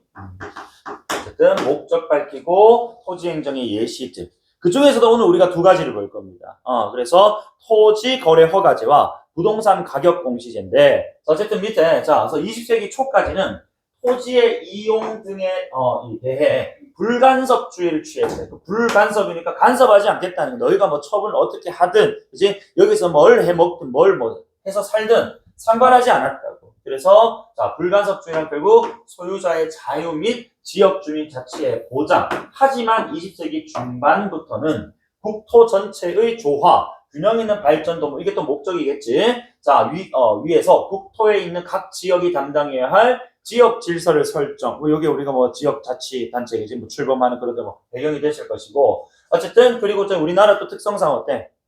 너무 특정 지역으로 몰빵돼 있단 말이야, 그지? 응. 그래서 인구나 산업의 과밀 억제 정책을 수립하는 등 보다 적극적인 정책을 추구하기 시작했다. 그럼 다시 적극적인 정책이라 위에 있는 뭐야? 불간섭주의에 반대 아니겠어? 그 불 떼버리면 뭐야? 간섭주의지 뭐, 그지? 응. 그래서 정부가 직접적으로 이제 뭐야? 개입을 해가지고 그지? 하지 마 이런 것들은 이렇게 팔어 이런 식으로 지정을 하더라는 개입은. 자 어쨌든 간에 자. 그래서 토지행정의 개념 및 목적, 그 다음에 예시, 그리고 토지행정이 왜 시작되었는지에 대한 이건 뭐 일종의 배경 정도로 보시면 되겠네요. 맞지? 요건 쌤이 따로 정리는 안 하겠습니다. 그냥 여러분 읽어보시면 되고, 그럼 이제 우리가 두 가지 토지행정을 이제 보게 될 건데, 자 일단 이 문단 보세요. 토지행정의 구체적 수단으로는 토지거래허가제와 사실 이런 지금 이제 뭐 법적인 그지 관련 지문 행정 지문 같은 것들 있잖아. 워딩 안에 의미 다 들어가 있어요. 그럼 이제 기업 토지 거래 허가제니까 이 말은 뭐야? 거래를 이렇게 해라 또는 거래하지 말아라. 요건 잠깐만 묶어놔봐라. 이런 식으로 정부가 직접 개입해서 그렇지 조정하겠다는 거거든. 그럼 니은은 부동산 이 가격 공시제. 자 여러분 공시라는 말은 알아야 돼. 공시는 알리다. 그러니까 누구나 볼 수 있게 알리는 거거든. 그지? 그러니까 사실 여러분 지금 살고 있는 집도 여러분 이제 이게 지금 누구의 소유인지 이런 것들 다 뭐 할 수 있어. 다 검색할 수 있어. 공시가 되어 있는 자료들이기 때문에, 그지? 뭐 관할 동사무소라든지, 그지? 또 뭐 법원 이런 데서 등기부 등본만 다 떼면 누가 뭘 어떻게 소유하고 있는지에 대한 그지? 공시가 다 되어 있단 말이에요. 어쨌든 자. 국가에서 뭐 그래 부동산 가격 역시도 지금 뭐하는 일종의 지금 우리 국민들에게 이제 알려가지고 덤탱이 쓰지 않게 그지 또는 너무 과한 금액으로 그지 거래되지 않게 조절하고 있다는 겁니다. 자 어쨌든 밑에 계속 토지 거래 허가제 기업은 토지의 투기적 거래로 인한 급격한 지가 상승이라고 해요. 뭐 땅값 같은 것들이잖아요, 그지? 억제하기 위해서 일정한 절차에 따라 자 5년 이내 자 어쨌든 자 투기적 거래로 인한 급격한 지가 상승 억제 이게 목적. 그 다음에 일정한 절차에 따라 5년 내의 기간. 그러니까 5년 동안은 뭐 하지 마. 이 땅 팔지 마. 일단은 가지고 있어. 이런 식으로, 그치? 자, 다만 모든 지역이 아니고, 그치? 어디 지정한 구역 안에서, 그치? 토지 등의 거래 계약에 대해서 국토교통부 장관이나 시장, 군수, 구청장 등의 허가를 받도록 하는 제도이다. 즉, 아예 하지 말라는 건 아니고 5년 동안은 이거 내 허락 없이는 뭐 하지 마, 매매 팔지 마 이런 뜻이에요. 왜냐면 뭐 여기서 예를 들어서 울산 저기 이제 고급탑을 축으로 해가지고 저기 이제 삼산까지 해서 뭐해 트램 뚫리잖아. 그러니까 예를 들어가지고 공업탑 너희들 공업탑 근처 한번 가보면은 전부 다 뭐 매매 임대 막 붙어 있어. 건물도 다 장사 안 하고 왜 그럴까? 트램 깔리니까 이제 거기서 철거하고 이런다고 좀 되어 있거든. 그러니까 나라 입장에서 그런 것들 다 알고 뭐 누가 투기가 막 몰려가지고 땅값 오를 거니까 막 거래가 막 요동칠 수 있잖아 거래 가격들이. 그러니까 그런 것들 일단 뭐 하라고 우리가 지금 여기 트램 깔 건데 너희들 임으로 그냥 뭐 사익 추구하려고 그렇게 막 비싼 값으로 거래하고 그러지 마라고 정한다고. 그지? 막 그런 거예요. 어쨌든 그래서 토지 거래 허가제가 시행되는 경우 허가 없이 거래 계약을 체결하면 당연히 장관 시장 군수가 하지 말랬는데 허가 없이 거래 체결하면 당연히 뭐에 따라 이런 관련 법률에 따라서 그지 처벌받게 됩니다.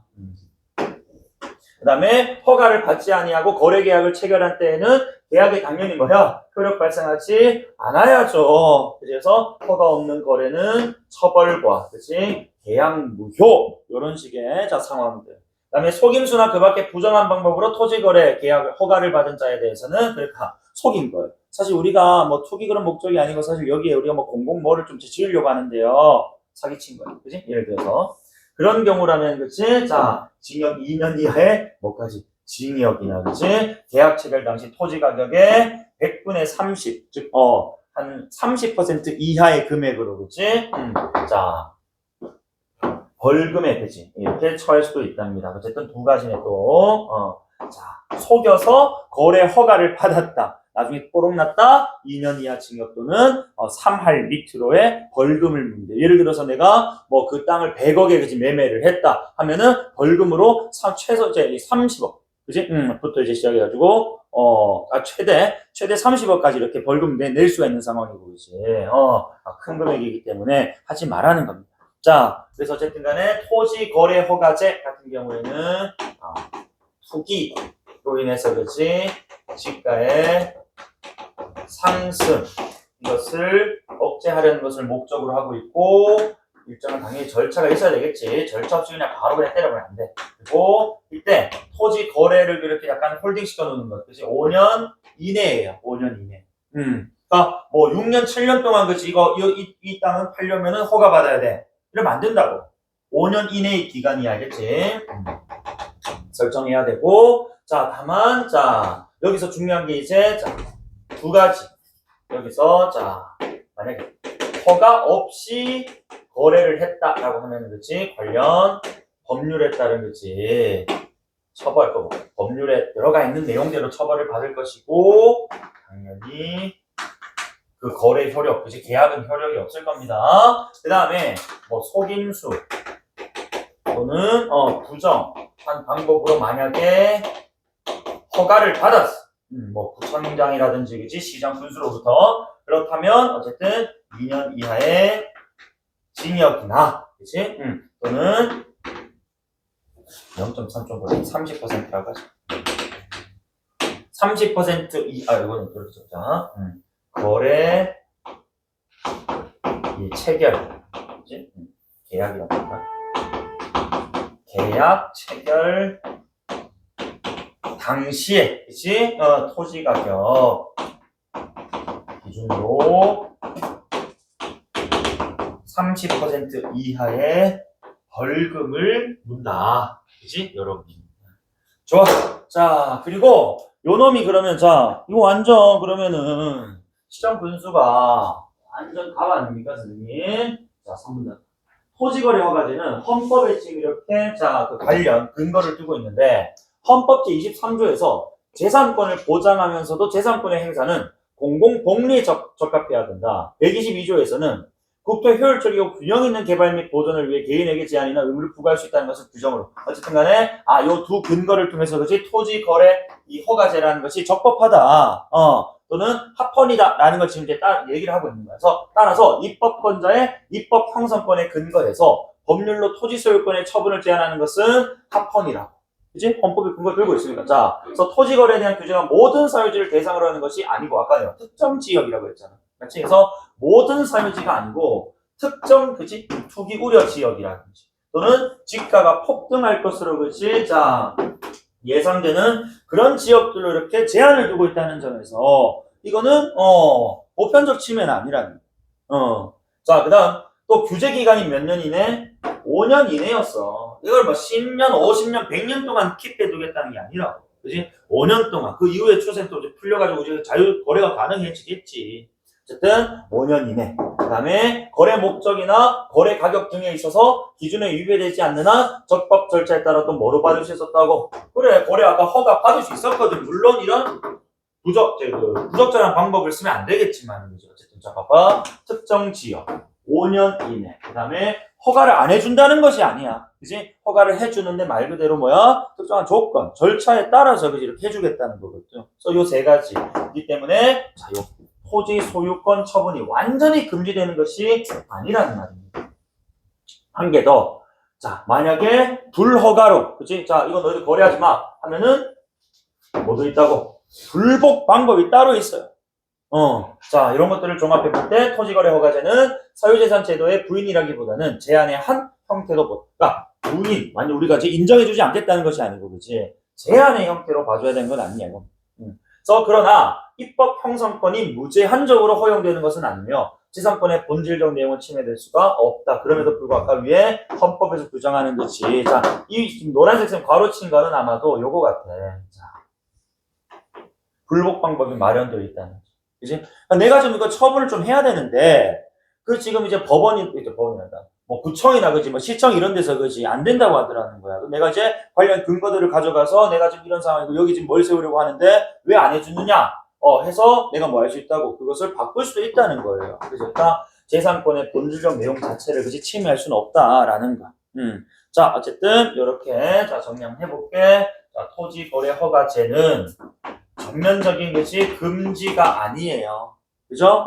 말 그대로 허가제이기 때문에 일단은 합헌인데 그 합헌의 이유를 세 가지를 들었다고 빨간색 표현한 이유 세 가지 내가 체크했다. 1, 2, 3. 자, 그 다음 한 개 더. 이거 외에도 지금 뭐 할 수 있다고? 자, 여기 뭐.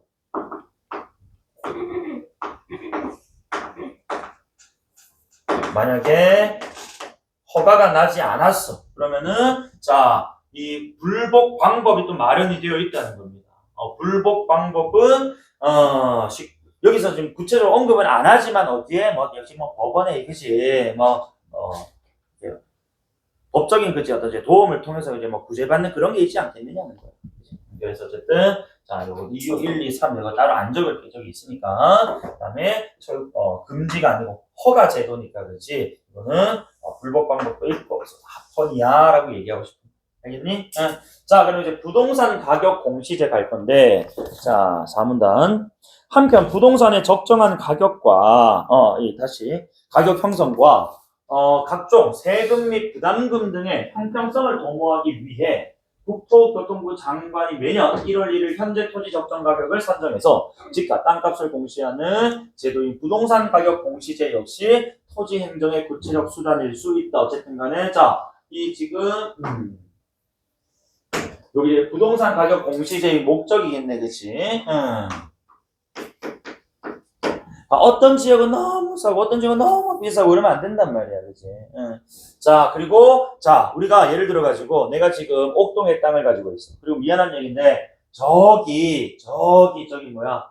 우리 조금 촌동네에, 그치? 내가 땅을 좀 가지고 똑같은 평수인데 옥동의 땅은 막 이제 지가를 따져보니까 예를 들어서 뭐 한 평에 뭐 1억 해가지고 100평에 100억이더라고. 그런데 내가 시골에 가진 100평 땅은 한 평에 100만 원 해가지고 100평에 1억밖에 안 해. 그리고 여기에 대해서 물론 뭐 세금도 달라요. 그지? 그러니까 똑같은 평수 크기지만은 그 지가에 따라서 그지? 국가에서 거둬가는 세금이 달라지기 때문에 그러니까 이런 것들은 이제 국가에서 나서 뭐 해줘야 된다고 그래 가격 같은 걸 공시를 해줘야 형평성에 맞게 우리가 세금 납부도 하고 그지? 국가에서도 재원을 줘달라고 한단 말입니다.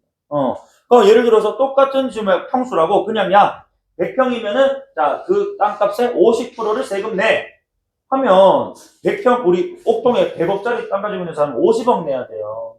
그치? 근데 저기 촌에만 100평에 맞으면 1억밖에 아니고 5천만 원만 주면 된단 말이야. 안 그래? 그렇게 가면 너무 억울하다 이거예요. 됐지? 자, 어쨌든, 공시지가는, 자, 공시지가라는 것의 개념. 토지 가격의 적정한 기준을 나타내는 것으로, 자, 표준지로 선정이 된 토지가 있어. 표준 땅. 그치? 그 토지의 단위 면적당 가격인 표준지 공시지가를 기준으로, 자, 표준지 공시지가. 자, 토지 가격 비준표를 사용해서 개별 토지에 따라 산정되는 개별 공시지가를 말한다라고 그러죠. 자, 그러니까 표준지 우리가 지금 표준지 모든 이 땅을 다 표준지로 설정할 수는 없을 거야. 특정 지금 자 이렇게 지금 보자. 표준 지역으로 선정된 땅이 있을 겁니다. 그 땅에 단위 면적 뭐 예를 들어서 뭐 3.3 제곱미터라든지 우리가 흔히 평수라고 부르다가 이제는 뭐 제곱미터의 기준으로 바뀌었잖아. 그러니까 이걸 기준으로 해서 그지 얼마인지를 제 기준 삼아서 토지 가격 비준표 따위 같은 것들 가격 지역에 따라 그지 또 상황에 따라 좀 다를 것 아닙니까 입지에 따라 가지고 그런 걸 사용해서 개별 토지에다가 적용되는 개별 공시지가를 말하더라. 자 다시 공시지가는 표준지 공시지가를 기준으로 해서 그지 뭐한 개별 토지에 적용하는 개별 공시지가를 얘기하는 거야. 맞지? 근데 여기서 내가 왜 이런 것들 개념을 좀 봐야 되냐면은 이게 만약에 시험범위 들어가면은 요거 구별하는 문제를 좀 물어볼 거예요. 그러니까 여기 있는 이제 이 표준지 공시지가라는 것은 결국 이제 우리가 뭐 하는 이런 개별 공시지가를 말 그대로 산정하는 기준이야. 그지? 공시지가 산정 기준이라고. 그런데 이 개별 공시지가는 이제 좀 이따 기회 나오겠지만은 이 개별 공시지가로 인해서 우리 뭐 내는 거야? 세금 내는 거야, 세금. 알겠지? 세금 부과의 기준. 그 다음에 표준지 공시지가는 지금 뭐 다시 개별 공시지가의 산정 기준. 기준의 기준인 거지. 이해되나? 자, 그래서 뒤에 내가 좀 다시 설명할 거고, 자, 정리할 거고. 자, 다시 그래서, 공시지가는 토지시장의 지가 정보를 제공해서 일반적인 토지거래 지표가 되며, 국가나 기관이 업무와 관련해서 지가를 산정하거나 감정하는 기준이 된다. 자, 그래서 공시지가를 토지거래 지표로만 바라본다면, 처분성 있는 일반적인 행정행위라고 인정할 수가 없다. 이게 무슨 말이야? 자, 뒷페이지 보면.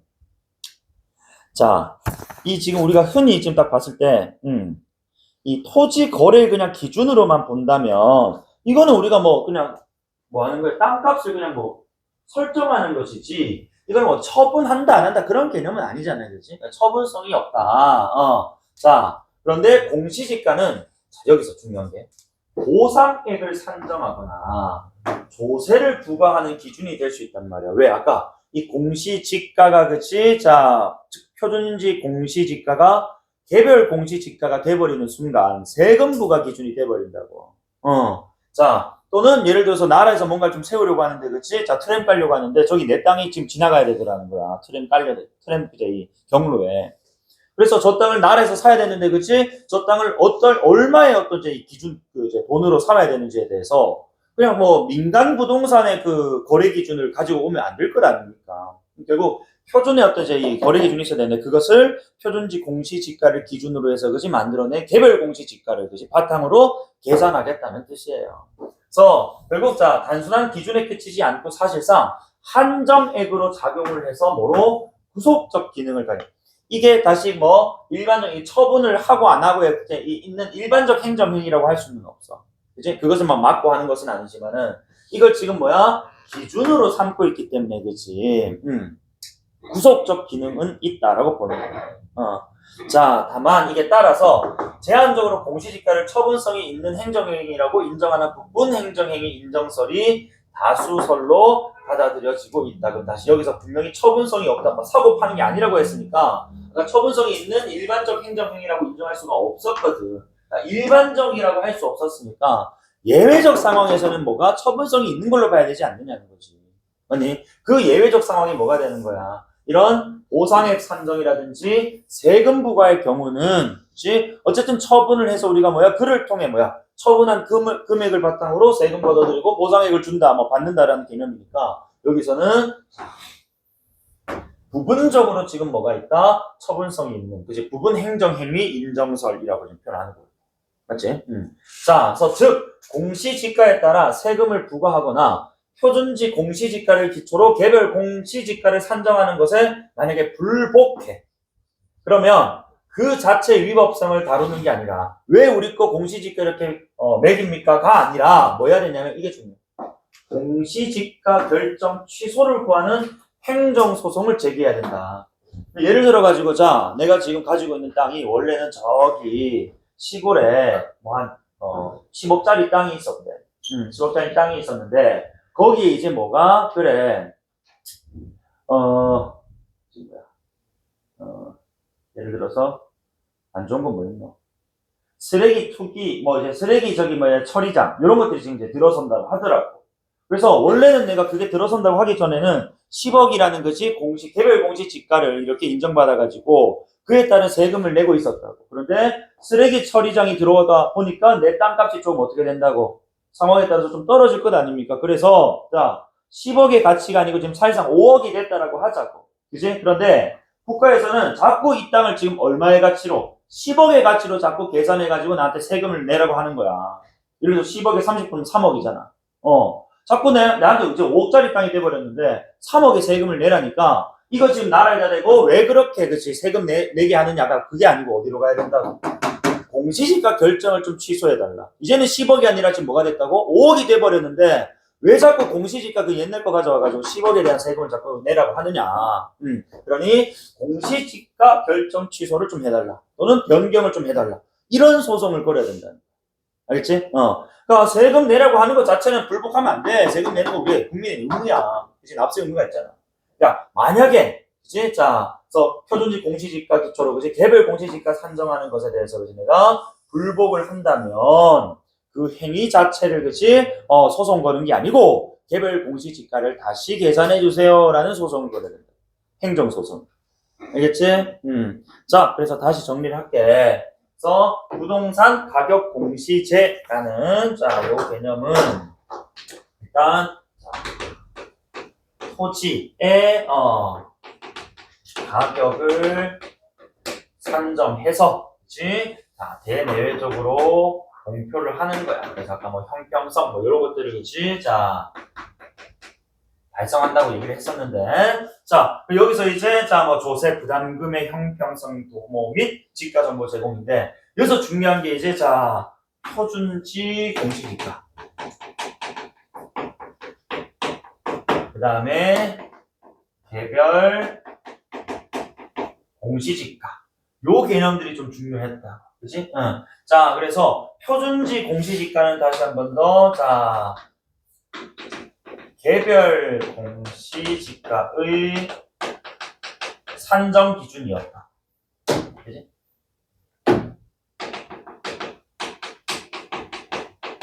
자, 그 다음에 개별 공시지가는 다시 금방 우리가 금방 마지막 문장 봤듯이 그치? 세금 부과의 기준이 된다. 맞아? 그래서 자, 만약에 그지 내가 지금 세금을 이렇게 지금 내가 가지고 부동산에서 이렇게 세금 맞았다 하면은 세금을 지금 그렇게 내라고 한 것에 대해서 불복하는 게 아니고 어디에 개별 공시지가 불복, 그지? 요 행정소송을 걸어야 된다 이거예요. 자, 그리고 어쨌든 간에 자, 요것도 중요한 아까 우리 내용 일반적인 처분성은 그지? 일반적으로는 우리가 없다고 했었어. 맞지? 일반적인 것이 자 거래 지표로만 바라보면은 일반적 행정 행위로 보기 어려워 처분성이 있는. 그런데 다시 한 번 더 저렇게 지금 자 뭐 저기 보상액이라든지 그지 그 다음에 조세 부과와 같은 잠깐 뭐 조세 부담금에 지금 이런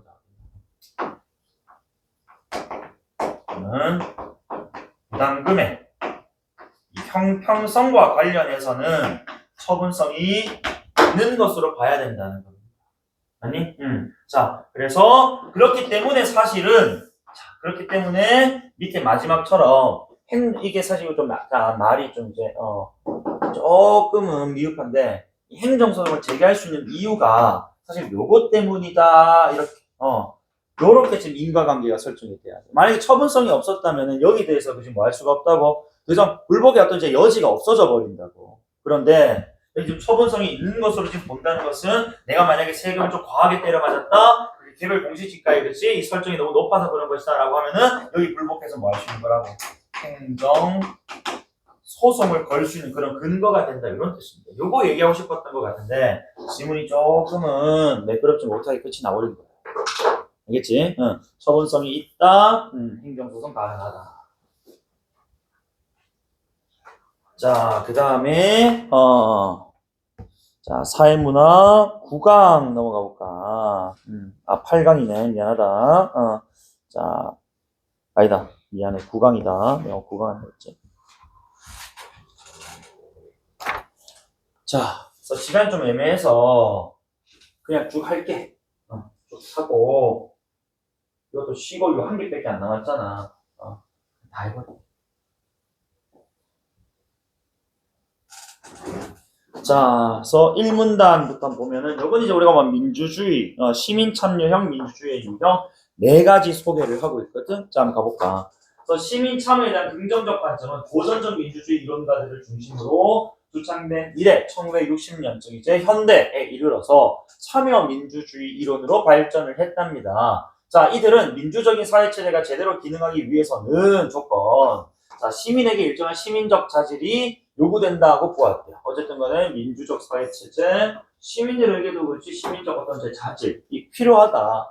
그래서 이런 자질에는 자 당연히 이런 정치 문제에 대한 지식, 그 다음에 민주주의에 대한 것들 자신의 어떤 믿음, 신념이 있어야 되는데 당연히 높은 수준의 이런 자 지식이나 신념이 있으면은 그리고 그를 바탕으로 참여가 이루어졌을 때는 민주주의 사회는 것이 성공적으로 기능한다 이겁니다. 어쨌든 요거 1문단에서는 이런 지금 민주주의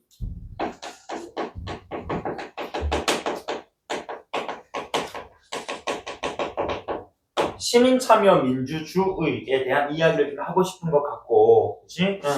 그 다음에 이제, 자, 이 문단부터는 이제 이 고전 민주주의 이제 이 이론가로 분류되는 루소와 밀부터 이제 얘기가 나와요. 자, 보자. 루소는요, 참여라는 것을 어떻게 정의를 했냐면, 의사결정의 참여라고 정의를 했대. 자, 루소에 따르면, 인간은 공동의 이익을 추구하는 일반 의지를 가지고 있어. 그다음에 이 일반 의지, 공동이익을 추구하는 이 마음은 타인에 의해서 뭐 될 수가 없다고? 대표될 수가 없다고. 지금처럼 우리 국민 전체가 그렇지 이런 지금 의제 같은 것들에 대해서 그렇지 참여해가지고 의견 못 내놓는 구조니까 국회의원 우리가 제도를 쓰지 않습니까? 대의제라고 하는데, 그러니까 루소는 기본적으로 이런 대의제에 대해서 뭐야 좀 불만, 비판 좀 가졌던 것 같아요. 그래서 밑에 자 선거를 통해 선출된 의원이 시민들의 의사를 대표하는 대의제 하에서는 시민은 단지 의회의 구성원에 대한 선거가 이루어지는 그 동안만 자유로울 뿐이다. 정보가 참여가 가능하다 이런 뜻이에요. 맞니? 그러니까 선거가 끝나버리면 이제 뭐 하게 된다고? 뭐 정책 결정이라든지 이런 것들 다 누가 한다고? 시민을 대표하는 것이 자 대표자 걔네들끼리 헤쳐먹는단 말이야. 그래서 참여가 이루어지지 않는 것 아니냐라고 루소는 본 거지. 따라서 루소는 이런 지금 일반의지, 그치? 공동이익을 추구하는 제 마음과 조화를 이루려는 시민 각자의 의사를 실현하기 위해서는 자, 대의원제 하에서의 제한된 참여가 아니라 진짜 뭐 해야 된다고? 이 모든 국민이 그치? 참여에 의한 직접 민주주의. 이 말은 다시 이 참여는 뭐야? 의사결정의 참여. 맞지? 직접 함으로써 그치? 민주주의를 이뤄내야 된다라고 본 거예요. 되니? 자, 그래서 이 시민 참여의 교육적 기능이 중요하다고 본 루소는 참여 과정에서 책임이 있고 개별적인 사회적 정치적 행동이 개발될 수 있는 사회가 이상적이다라고 되는데 이 시민 참여 자체가 뭐가 있다고? 교육적 기능이 있다라고 지금 보는 거야. 알겠지? 시민 참여, 말 그대로 자기 의사를 이렇게 하는 데 있어서 참여한다는 것 그 자체가 그치. 여기서 뭔가 배운단 말이야. 요거 얘기하는 거다. 자, 그래서 어쨌든 이런 교육적 기능, 그래서 책임있고 사회적 정치적인 행동, 이거지 개발된단 말이야. 이것이 이제 이상적이고, 이러한 교육 과정을 통해서 그지 자신들의 이 공동체에 속해 있다는 느낌을 더욱 받게 되어서 그지 공과 사의 어떤 갈등을 느끼지 않게 될 것이다라고 보는 거야. 그러면 결국에 자, 그래서 일단 루소부터 좀 얘기를 해보면은 핵심 모델, 그치? 그 첫 번째로 일단은 이 양반은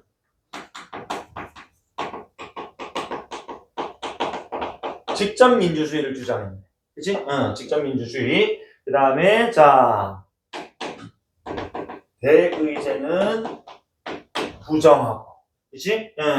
자, 왜냐면은, 뭐 때만? 선거 때만 사람들이, 그치? 의사결정, 또는 참여가 가능하기 때문에, 대의제는 별로야. 자, 그 다음에, 이런 또 이제 참여가 교육적 기능이라는 게 있고, 그치? 그 다음에, 공사의 갈등, 공적, 사적인 것의 갈등을 또 줄일 수 있다라고. 그치? 이렇게 바라보고 있네요. 자, 그 다음, 한편, 밀은하고, 자, 두 번째, 우리 밀. 어쨌든, 자, 밀은, 자, 모든 시민이 국가의 의사를 최종적으로 결정하는 권력인 주권에 대해서 발언할 수 있는 힘을, 자, 가질 뿐만 아니라, 자, 어쨌든, 모든 시민 전칭이야, 그치? 자, 모든 시민이 주권에 대해서, 그치? 발언할 수 있어. 자, 그뿐만 아니라, 적어도 약간의 공적 기능을 담당함으로써 통치에 실제로 참여할 수 있는 것이 가장 좋은 통치에서 약간의 공적 기능도 우리 시민들이 담당을 할 수 있다면 그치? 가장 좋은 이상적인 형태다. 그래서 시민 참여 자체가 유익하며 궁극적으로는 모든 사람이 국가 주권에 참여해야 한다는 것이다. 그렇지? 궁극적으로는 모든 사람이 이렇게 참여하면은 베스트야 이거야. 그치? 근데 궁극적으로 일반적으로만 나오면은 뭐야? 현실은 실제는 그러기가 어렵다고. 이상적으로는 그렇지. 그치? 자, 규모가 큰 사회, 즉 실제 현실에서는 모든 사람이 공적 영역에 뭐 할 수 없다고 참여할 수는 없어요. 그렇지? 우리가 지금 여기 뭐 5천만 가까운 국민이 그지 뭐 하나 이제 결정한다고 그지 매번 투표하면은 시간적으로나 그지 또는 뭐 경제적으로나 너무 뭐해 비효율적이란 말이야. 자, 그래서 이러한 경우 이상적 형태의 통치는 고전 그지 민주주의가 이론가들이지만은 루소랑 미래 입장이 더 차이가 있는 것 같네요. 그치? 그래서 대의제를 어쨌든 자 이렇게 결국에는 이게 뭐 차선책 정도 개념인 것 같은데 그렇지? 긍정한다라고 봐야 되겠어요. 자 루소와 마찬가지로 또 역시 참여라는 것에 그렇지? 교육적 효과라는 것을 강조를 했는데 사회 구성원이 도덕적으로나 정신적으로 바람직한 자질을 함양하고 발전시킬 수 있도록 하는 것이 이 정부의 좋은 정부의 중요한 조건이에요. 그 어느 정부든 1차적 과제는 사회 구성원의 이 자질을 바람직한 방향으로 계몽시키는 데 있다. 그래서 그럼 봐봐 지금 사람들이 결국 이런 좋은 어떤 능력들을 함양하고 길러야 되는 게 좋은 정부의 중요한 조건인데 그리고 계몽을 시켜줘야 되는데 그때 그 바람직한 시민적 자질은 뭐가? 그래 대중적이고 참여적인 뭐 결국 제도 그지? 기구 요걸 통해서 실현된다 이겁니다. 그지? 그러니까 결국 뭐 하게 되면서 이런 정부에서 만들어낸 참여적인 제도 기구에 그지 사람들이 참여하게 되면 말 그대로 이제 뭐 할 수 있다고 바람직한 능력 자질을 함양할 수 있다 이거. 요거죠 지금 이제. 그래서 밀은 참여 교육적 효과가 중앙 단위에서보다는 근데 잡아봐 이게 지방 수준에서 더 크다라는 거예요. 왜? 중앙 단위에서는 이게 전부 수백 수천만 명들이 참여를 해야 되는데 지방 단위라면 이것보다는 뭐야 좀 잘게 쪼개어서 이렇게 우리가 참여가 가능하거든. 그래서 자 지방자치 중심. 그래서 개인의 일상생활에 직접적으로 영향을 미치는 이슈는 지방적 이슈 수준에서 다루어지고 지역사회를 위해 봉사할 정치인으로 선출될 기회 역시 지방직 수준에서 부여되기 때문이다. 그럼 결국 자 봐봐. 이거 얘기하고 싶었던 건 이 문장이 지금 나왔던 이유는 결국 뭐야? 그래 큰 정부, 중앙정부 수준에서는 이런 참여적인 제도 및 기구를 뭐야? 그래 말 그대로 활용하기가 그렇지 또는 우리가 이제 적극적으로 개입하기 참여하기가 일반 시민이 어렵다고. 근데 우리가 실제로 지금 이런 제도나 기구 같은 것들 그리고 일상과 그치 관련해서 우리가 이제 참여를 하려면은 지방 수준에서 훨씬 더 지금 뭐하다고 우리에게 좀 가깝고 기회도 많고 이거 얘기하고 싶은 거예요. 그러니까 지방자치 중심. 그래서 어쨌든 밀은 지방적 수준에서의 참여를 통해 더 큰 규모의 또 정부에서의 민주주의를 수행하는 방법을 또 뭐 한다고? 지방적 수준에서 그치 더 큰 규모 정부에서 우리가 그 이제 민주주의를 수행할 방법을 뭐하게 배우게 된다는 그치? 미리. 그다음에 자 만일 개인에게 지방적 수준에서의 참여 기회가 마련되지 못한다면 전국적 수준에서의 보통 선거와 참여는 소용없을 것이라고 주장했다. 내가 항상 얘기하는 A면은 B다. 같은 말 뭐라고? 나대면 납비다. 다시 마련된다면은 소용 있을 것이다. 이렇게 가야 된다. 그치? 그래서 이런 것들 정리 한번 해볼게요. 어쨌든 밀은 대의제 물론 이 직접 민주주의라는 것, 그치? 를 뭐해? 가장 이상적이다라고 생각은 해요. 하지만 이것이 뭐야? 현실에서는 뭐가 있기 때문에 한계가 있다고. 큰 규모의 사회에서.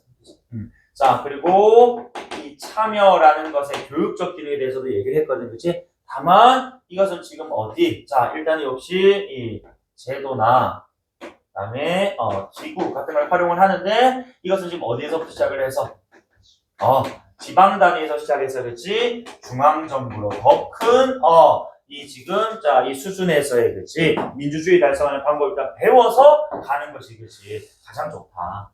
맞죠? 이런 얘기였어요. 자, 요게 지금 고전 민주주의였다면은 현대 또 두 사람 나올 겁니다. 페이트먼이라는 사람하고 바버라는 사람 나올 건데.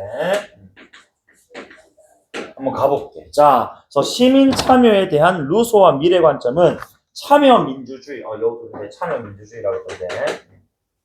따로 정의를 하나 보자, 그지?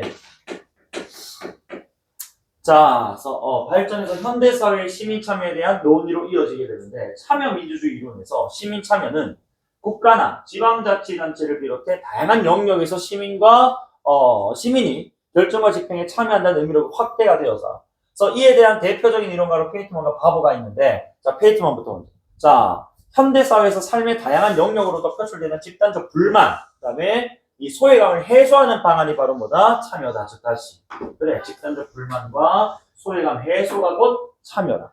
이제 참여를 좀 어떻게 보느냐에 따라 좀 달라겠지. 그래서 참여를 주로 선거에서의 투표로 제한해서 이해하는 대의제 민주주의의 한계를 지적. 그치? 요건 아까 루소랑 조금 비슷한 것 같은데? 그치? 자, 그 다음. 페이트먼에 따르면, 대의제는 모든 사람이 최대한의 참여를 할 수 있는 제도가 아닌 거야. 왜냐면 우리가 보면 알겠지만 투표율이 고정 60% 70%밖에 안 돼요. 그치? 다 하지도 않고, 시간적으로나 상황적으로나, 그치? 못할 수도 있다. 여러분 아마 올해 지금 6월 3일인가 2일 전에 생일이 지나신 분은 올해 아마 인생 첫 투표 하실 겁니다.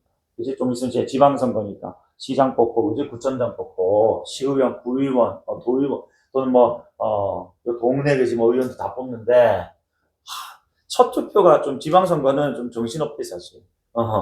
찍을 게 너무 많아. 그래서 일단은, 생일 지나신 분들은 선거 잘하세요. 선거 잘해서 4년 동안 그지, 맞다. 당신들은 울산에 있을 수도 있고 없을 수도 있구나. 자, 어쨌든 간에 잘 찍어주고 가. 난 울산에 있으니까. 알겠지? 자, 어쨌든 간에. 근데 사실 이게 다 뭐라고, 모든 사람이 최대한 참여는 불가능하다. 실제로 참여는 실제로 참여는 선거에서 투표만으로 이루어지는 것이 아니야. 물론 투표로도 할 수 있어. 그지? 그런데, 자, 개인의 삶의 궤적 속에서 항상 존재하는 일종의 것이 과정이다라는 거야. 그러니까 참여라는 것은 그치, 이 대의전은 너무 뭐로만 투표로만 제한하는 것 같은데 이 투표 외에도 그치 다른 기능도 있잖아 라고. 자, 그래서 페이트먼은 참여 주체인 시민이 직장, 학교, 행정, 환경 등 다양한 영역에서 민주주의를 생활하고 민주적 문화를 확산시키기 위해 노력하는 것이 진정한 참여 민주주의를 확립하고 지속시켜 나갈 수 있는 기제라고 주장했다고. 어쨌든 이런 다양한 영역에서도 우리가 뭐 할 수 있다고. 그래, 그런 문제들을 우리가 참여하고 그렇지 적극적으로 이렇게 뭐 개입해가지고 뭐 이제 의견을 내놓을 수도 있고, 또는 뭐 예를 들어서 뭐 이제 이런 캠페인도 할 수도 있는 것이고, 이거 전부 다 참여로 보는 거예요. 자, 어쨌든 참여가 체제 안정성을 위협할 수 있다는 반론. 그래, 이게 너무 이제 이 다양한 영역에서 사람들이 뭐 하게 되면은 다 개입해버리고, 그치? 뭐 태클 걸고, 이건 안 돼, 저건 안 돼, 저건 돼, 이건 돼. 이렇게 버리면 체제가 너무 불안정하지 않느냐, 이거. 그치? 개나 소나 다 떠들고 이러면. 그래서, 자, 여기 누군가 이제 반론한다면 예상되는 반론. 페이트먼은 참여라는 행위 자체가, 이 바로 체제의 존속과 유지에 필요한 어떤 이제 능력을 발전시키는 교육적 기능이 있기 때문에 체제 안정성에는 뭐다? 아무 문제 없다. 그러니까 참여를 함으로써 오히려 체제가 뭐 한다고? 존속이랑 계속해서 존재 지속된다. 그치? 유지된다. 그런 어떤 이렇게 교육적 기능이 있기 때문에 안정성 문제는 없어요. 걱정하지 마세요. 라고. 그치? 그래서 페이트먼의 민주주의는 이렇게 정리해볼까? 생활민주주의. 그치? 자, 그래서 개인의 삶 민주주의라고 해도 된다. 자, 어쨌든 간에 참여라는 것은 그치? 자, 물론 베이제 부정, 그치? 자, 투표로만 한정했단 말이야. 투표도, 자, 뭐가 될 수 있다? 민주주의의 그치? 참여의 방식일 수 있다. 하지만, 너희가 일상생활에서 그치? 하는 어떤, 다양한 영역에서, 다양한 분야에서의 어떤 이제 이 참여들도, 우리가 흔히 말하는 참여에 해당하니까, 그치? 넓은 영역으로 좀 보는 게 맞지 않느냐. 그리고, 이런 참여라는 것이, 그치? 또 역시 뭐가 있어? 교육적 기능이 있단 말이야. 그러니 자, 나의 의견에 반론을 제기하는 사람들이 개나 소나 다 끼어들어서 그지 오만 대만 얘기 다 해버리면 체제가 좀 흔들리지 않느냐라는 자, 체제의 안정성 문제. 아무런 문제 없어요. 그치?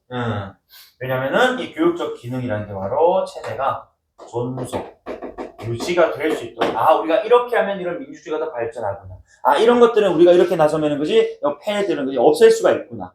이런 식의 어떤 교육을 우리가 뭐 한단 말, 내지는 우리가 경험을 한다라고 그럴까?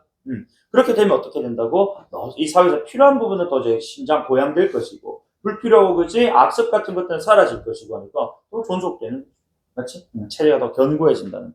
자, 다음 마지막 밥어입니다. 자, 오늘 요거 하고 마친다. 자, 밥어는 대의제로 이루어지는 현대의 민주주의 정치를 약한 민주주의로 규정해요. 그럼 대놓고 그치? 이 양반도 지금 대의제를 부정. 근데 사실 지금 어디를 가도 그치? 이런 대의제 중심의 그치? 이런 정치 체제를 좀 지향하고 있지 않느냐. 일당 독재 같은 뭐 북한, 뭐 중국 이런 것들 제외하고 그죠? 웬만하면 이제 뭐 이렇게 당들, 그치? 파티들 모여가지고 뭐 선출하고 하는 뭐 그런 식으로 정치하는데 어쨌든 이런 학자들은 대의제를 되게 좀 좋지 않게 보는 것 같네요. 약한 민주주의라고 하는 걸. 말 그대로 민주주의 정도가 좀 낮다 이렇게 보는 것 같지, 그지? 예. 자, 그럼 당연히 이건 무슨 민주주의도 있겠어? 강한 게 나와야지, 그지? 바보가 생각하는 강한 민주주의란 뭘까? 자, 대의자는 시민 개개인의 정치적 의지를 위임한다는 점에서 개인의 자유와 뭐 할 수 없어? 양립할. 그러니까 위임한다는 것과 내가 지금 이 권한을, 그치? 누린다는 것. 또는 내가, 이 권한을 이렇게 뭐 한다는 것. 발현한다는 것이 양립할 수가 없는 것 아니냐. 그치? 그래서 대의제가 법적으로 선거권의 평등을 또 보장하는 것. 법적으로는 이제 평등권을 보장한다라고 하지만은 실질적인 평등을 보장하는 데 필요한 경제적, 사회적 요소를 제외하고 있더라.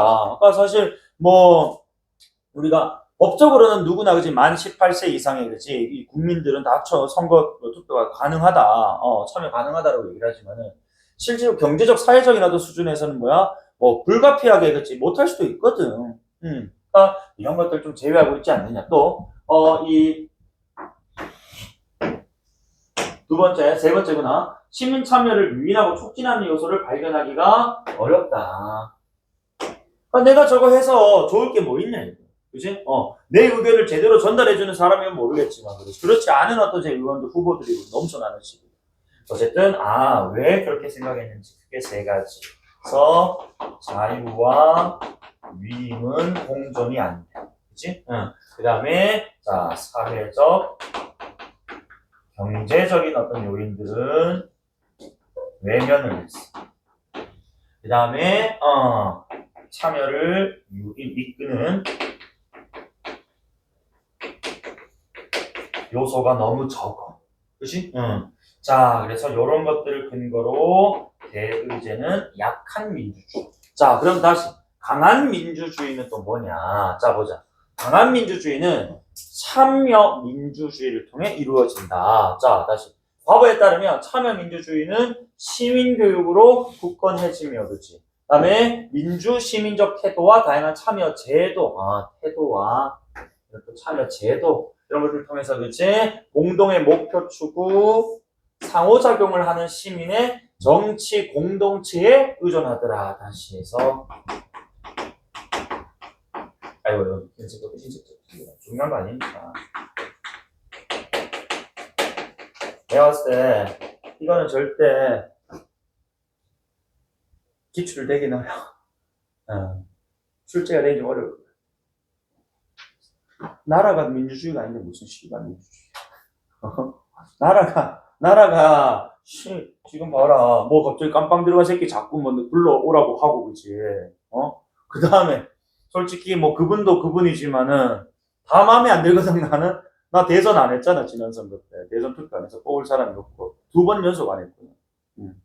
그 두 번째 최근 말고 직전에 그지? 이거 하고 만났잖아. 둘 다 쓰레기 아니야? 하는 걸 생각해. 둘 다 마음에 안 드는데, 허경영이나 찍을 걸 그랬다, 씨발. 응? 차라리 허경영 아저씨가 나왔지. 안 그럴라, 돈 주고, 공중부야 웃음도 주고. 씨발, 이것들은 뭐야? 어쨌든 간에. 자, 그렇게 치면도 나올 수도 있겠다, 그죠? 어쨌든 간에, 강한 민주주의는 보니까, 시민교육, 그 다음에, 제도, 그 다음에 중요한 키워드가 상호작용, 이런 것들을 기반으로 만들어지는 거래요. 그렇지? 그러니까 국회의원 선출돼가지고 지 혼자 다 하는 게 아니고 그렇지. 시민들이 직접 말 그대로 참여해가지고 그렇지. 이런 제도 속에서 상호작용했을 때 말 그대로 이런 강한 민주주의가 만들어져.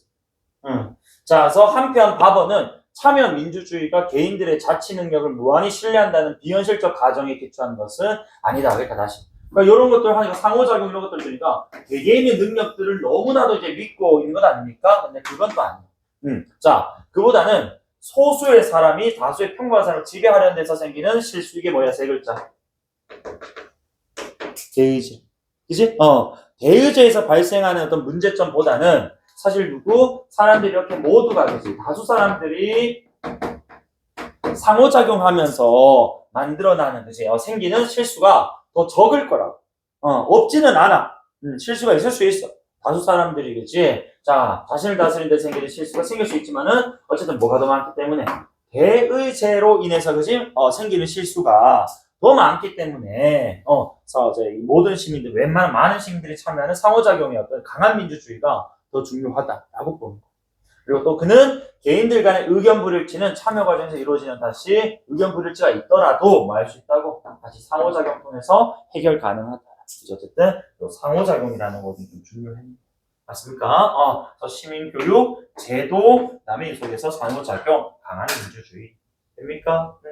자, 그래서 내가 쉬지 않고 그냥 쭉 읽어버렸거든. 자, 그래서 금방 이 교시는 조금 루즈해질 수 있어. 내가 좀 이제 타이트하게 갔기 때문에. 네, 요렇게 좀 해줘. 야, 오늘 5개 있는데 내가 또 다음 주에 6개 할 수도 있어. 시간이 이렇게 남으면. 일단은 여러분 내가 제 목요일에 좀 알려주긴 하는데 좀 늦지만 여러분들 읽어와 주셔야 돼요. 먼저. 알겠지? 그리고 또 필요한 질문 있으면은 목요일 전 내가 문자를 보통 한 3시, 4시쯤 보낼 거거든. 그때까지 내가 기다렸다 보낸다고. 뭐 혹시나 뭐 학교 마치고 또 나한테 따로 연락을 또 할 수 있을 것 같아가지고. 근데 가급적 목요일보다는 수요일이나 화요일까지 연락을 좀 주면 좋습니다.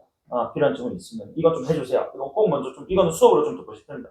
왜냐면 내가 좀 읽어보고 쉬운 질문들은 안 하기도 할 거거든. 근데 여러분 다 어렵다 느껴지는 질문들이 있다면 신청하면 해줘야 될 거야. 그래서 하수에는 해줘야 나도 준비할 건 아니야. 그죠? 그래서 여기까지 하고 내일은 문학입니다. 그래서 내일 일단 산문 4편인데 산문은 요것보다는 조금 걸리더라, 그치? 산문도 한번 읽어봐 주시고 자, 그래서 영상 다 올라가니까 놓친 거 있거나 또 복습 필요하면 영상 보시면 돼요. 알겠지? 자, 고생 많았습니다.